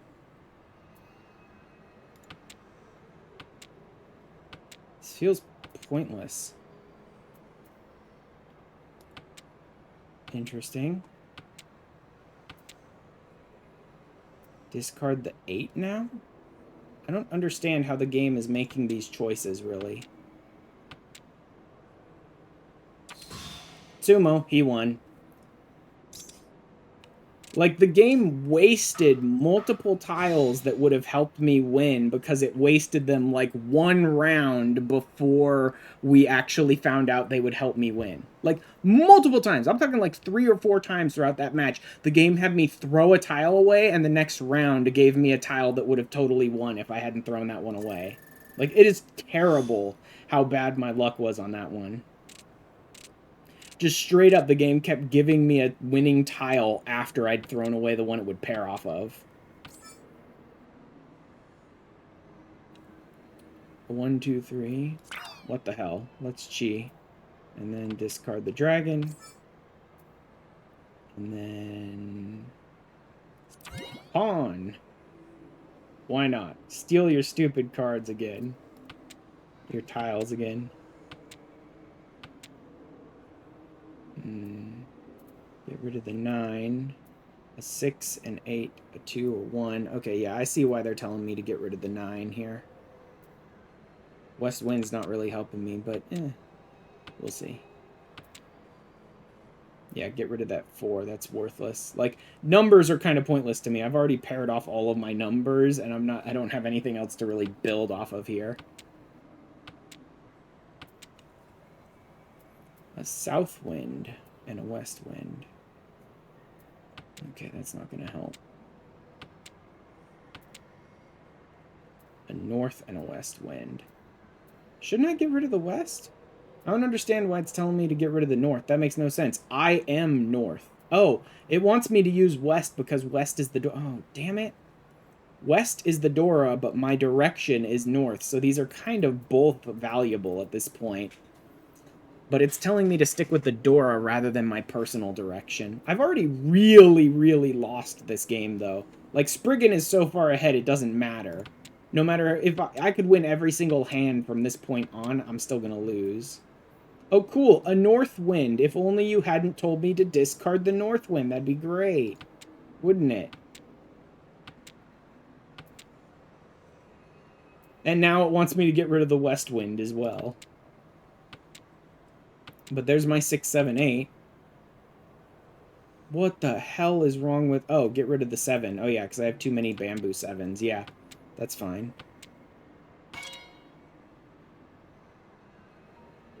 Ricci. Great, he's a Ricci now. Discard the 1. It's not useful to me.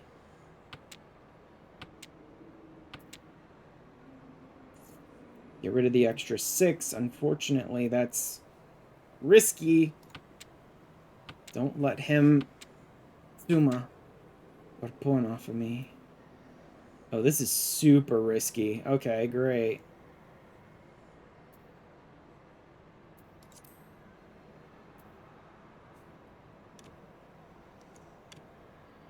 Yeah, he's way up. He wins. Oh no, he stole that one. Okay, he just stole that one. Alright. That's fine. Ron, he won. 4, 5, 6, 6, 6, 6, 4, 5, 6, 2, 3. 3. So that's his pair. 5, 6, 7. Okay, that's his pair. Alright. Like, I'm just losing. Just losing. Like, it doesn't matter if I follow the hints or I play on my own. I'm just losing, like, every single match. Just flat out losing constantly. That's a 1, 2, 3. That's 3, 4, 6, 8, 9. And it's a bunch of opportunities in here, but nothing that actually is tripled. Here's my pair right there, the West Wind, and I am the West Wind, so that should give me an extra Han for pairing that. There's a 5. It'd be nice if I can pull the 5. But yes, in this case, this 2 is not doing anything for me. Discard the 9. Yeah, I don't really have any dots near that 9 that could help with it. Discard the North Wind. Yep, don't need it.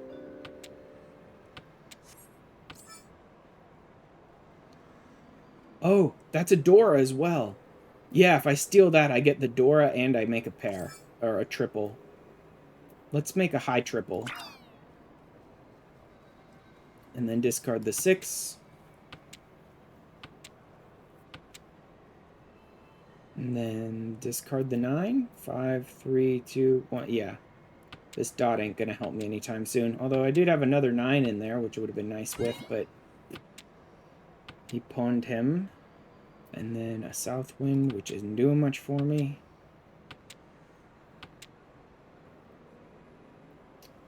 Discard the 5. Yeah, because 1, 2, 3. Yeah, this 5 ain't doing a lot. Alright. And then 1, 2, 3. Let me see. 1 triple, 2 triples, 3 triples. There's my pair. All I need to win this is a 7 of bamboo. There's no reason for me to chi this. It just reveals my hand unnecessarily. All I need to have a winning hand is a 7 of bamboo. Shouldn't I be able to declare Ricci? It feels like I should be able to declare Ricci here. Because I only need 1 tile to win, don't I? 1, 2, 3. That's a triple. 1, 2, 3. That's a triple. 1, 2. That's my pair. 1, 2, 3. That's a triple. So, 8, 9. If I get a 7 of bamboo, that's my 4th triple. I should be able to declare Ricci here, I think. I don't know why it's not giving me that option.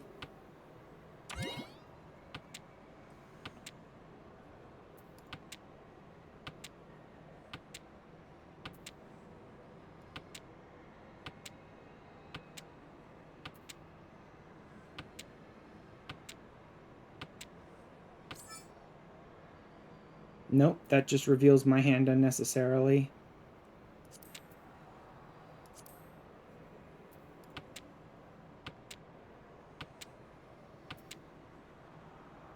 Oh, fucking 9. Oh, God. And it's risky to discard, but, like, I have to. See, he declared Ricci. Well, he declared Ron. He already won, so I lose. I don't understand why the game wouldn't let me declare Ricci. Do you have to have no tiles revealed to declare Ricci? But I think he revealed tiles. Oh, no. He's the one who called Ricci. He's the one who called Ricci, and he had no tiles. Maybe you have to have no tiles revealed to be able to call Ricci. I think I might remember that being the case. You have to have 0 tiles revealed to call Ricci.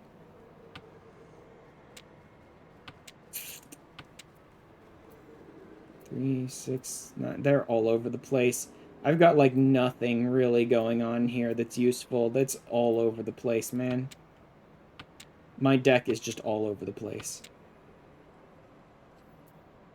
Get rid of the east wind. Yeah, I guess that makes sense.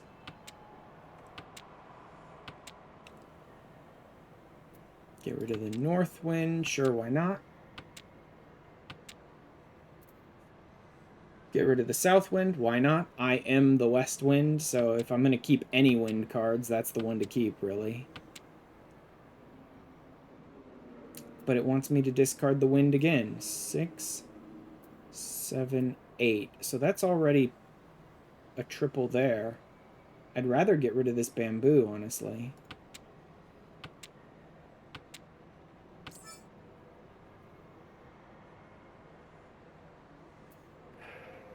Pass. It still wants me to get rid of the wind. I really would rather not, but it's really not. It really isn't giving me much here. It's giving me a lot of crap spread out all over the place that doesn't really amount to anything.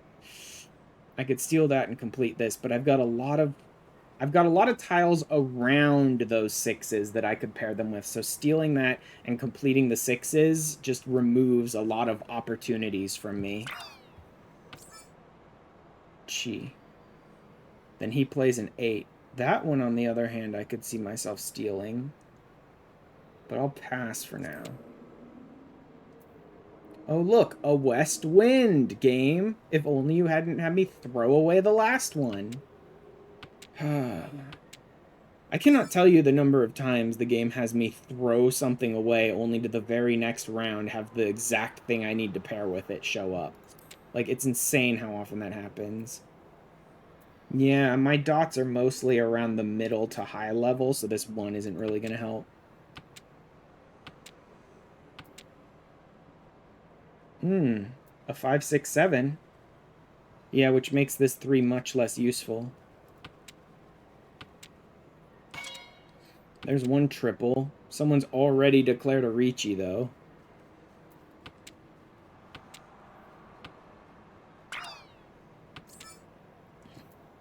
Oh, I have a Ricci? 5, 6, 7. 7, 7. 3, 4... 6, 7, 7. No. 6, 7, 8. 5, 6, 7. Oh, 3, 4, 5. Or 5, 6, 7. 7, 7. Okay, yeah. Yeah, I am one card. I am one tile away. And discard one of these 7s, but that's risky. He won off of me. Damn it! I declared Ricci, and the other guy with Ricci instantly won off of me. Asshole. I lost all of it. Like, look at my score. My score just tanked. Like, this is the novice table. The game aggressively made me lose every single round. Whether I followed the hints or not, I was always the loser on this table every single time. Like, this is horrible, man. I hate Mahjong. And the fact that you can't... Novice is measured... No. The fact that you can't... Why can't I declare a short Mahjong game? Novice, quick rank, yeah. You can only quick Mahjong when you're playing other players, which I don't care about. Nobody cares about. The odds that I'm going to get other players within like 5 hours of queuing up for this are unlikely. No one plays Mahjong. Like, it's not going to happen. At least with a quick match, you only have to play 4 hands. I wish there was a version where you only played 1 hand. I don't care win or lose. I could not possibly be bothered to care whether I win or lose at Mahjong or my ranking. The last thing in the universe I give a shit about is my ranking at Mahjong, of all things. I don't like the game. But, like, so the quickest possible match, 1 hand, even if it's super unfair to myself, I don't care. See, it has to be player matches, too. That's the thing. All of this practice that I've just gotten in over the last, like, hour and a half against the NPCs is worthless because it has to be player matches.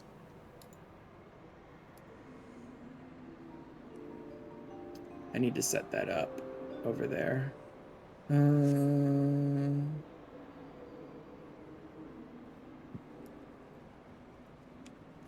Let's grab that. And then come here. Delete this message.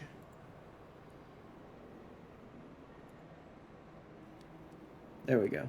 Message deleted. Can I go over to YouTube and set community moderation? Would that be it?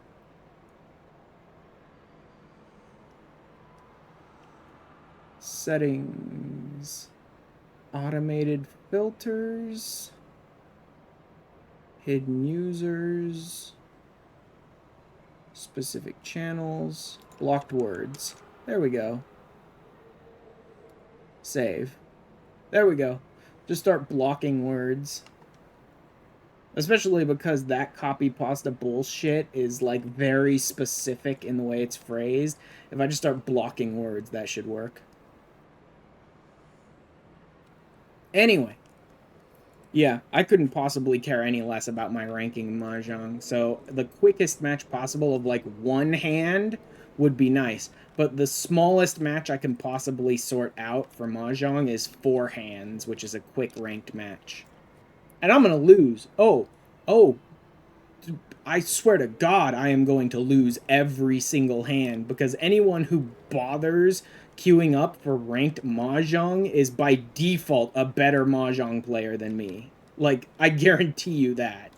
I'm going to lose every hand. But I don't even know that I'm going to do this. Yeah, that requires you to play 8 hands. Like, even if you do quick matches, which is 4 hands each, that requires you to play 8 hands of Mahjong a week. I don't want to do that, especially not for 5,000 MGP. That ain't worth it. By the same token that, like, I don't want to do 20 Chocobo races a week. It ain't worth 8,000 MGP. 2 Mahjong ranked matches is not worth 5,000 MGP. It's too long and too tedious and too annoying to bother. So, like, I learned how to play Mahjong, roughly. I'm not a very good player, and I've forgotten some of the rules already, but I have a basic idea. So, I know how to do it now, and it's unlocked now, and I can do it if I really want to, but...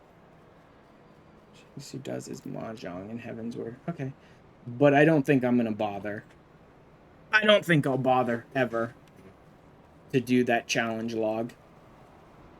Or to do much of anything. I have to do something with Mahjong, though. I do know I have to do something with Mahjong. There's, quests, exploration, not Grand Company, character, gold saucer. Incompletes only. Million at the attractions, 10 million at the attractions, bunch of achievements. Pedigree 9, ranking 285, 100 sanctioned chocobo races, 300, 3,000. Jesus Christ. That is way more than I want to do. Place first 500 times will be easy. If I have to do 3,000 races, I'll easily place first over 500 times. The challenge races, triple triad, triple triad, triple triad, triple triad. It's all friggin' triple triad. Triple triad roulette matches. Triple triad roulette? Whatever. Where's the Mahjong? Open tournaments. Yeah, open tournaments. I forgot about that.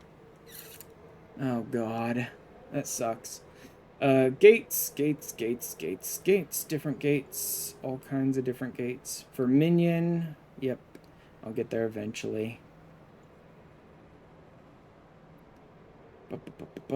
4 different Lord of Verminion tournaments. Oh god, the tournaments. I didn't even think about that. The Gilded Cactuars from Leap of Faith I'll get to eventually. I'm never going to do the Mushroom one, but I can do some of the Leap of Faiths. Mahjong rating of 1,800, 2,000. Oh, God. So you actually have to win at ranked... Oh, my God. Why is winning ranked matches the frickin' achievement? That's insane.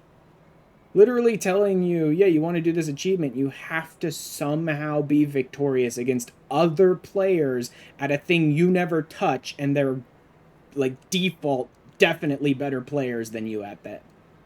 Because they actually play the thing, whereas you don't care about the thing.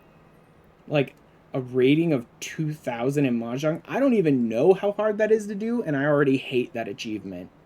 I already despise that achievement, because I have to win in matches against other players to bring my rating up guaranteed, and I don't think there's anyone who ever plays Mahjong who will ever be a worse player than I am. Because I don't care about Mahjong. So, like, default, I think I'm going to be the worst player at Mahjong. Every time. Well, that's fabulous. I actually have to play against other players, and I actually have to win ranked matches somehow. By some miracle, I have to win some ranked matches to get an achievement. That's wonderful. I guess I will be doing some of that in the future. God knows I'm not going to want to touch it. But I guess I'll have to. Plus, they're not going to give me hints in ranked matches against other players, so I certainly can't follow the hints, which is going to make it even harder for me.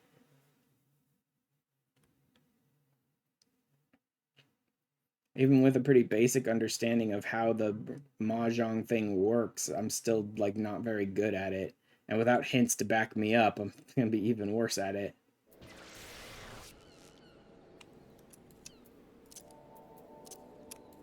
Anyway. Enough is enough for today.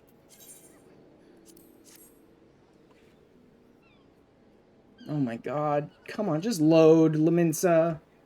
Why do 5,000 players have to stand around in Laminsa in their stupid outfits doing nothing in the game all the time? Why? Why does that have to happen? Why have to waste everyone else's processing power so that they can stand around in Laminsa?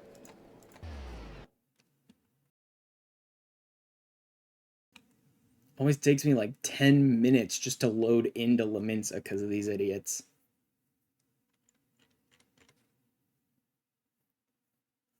Bum, bum, bum.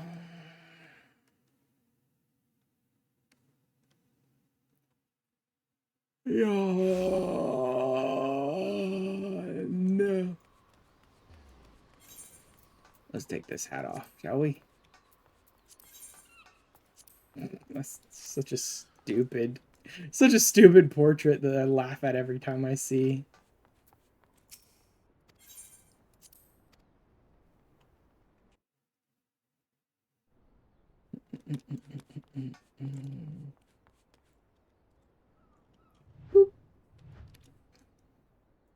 Wait, I need to actually hit the button first. Alright, that's enough of that.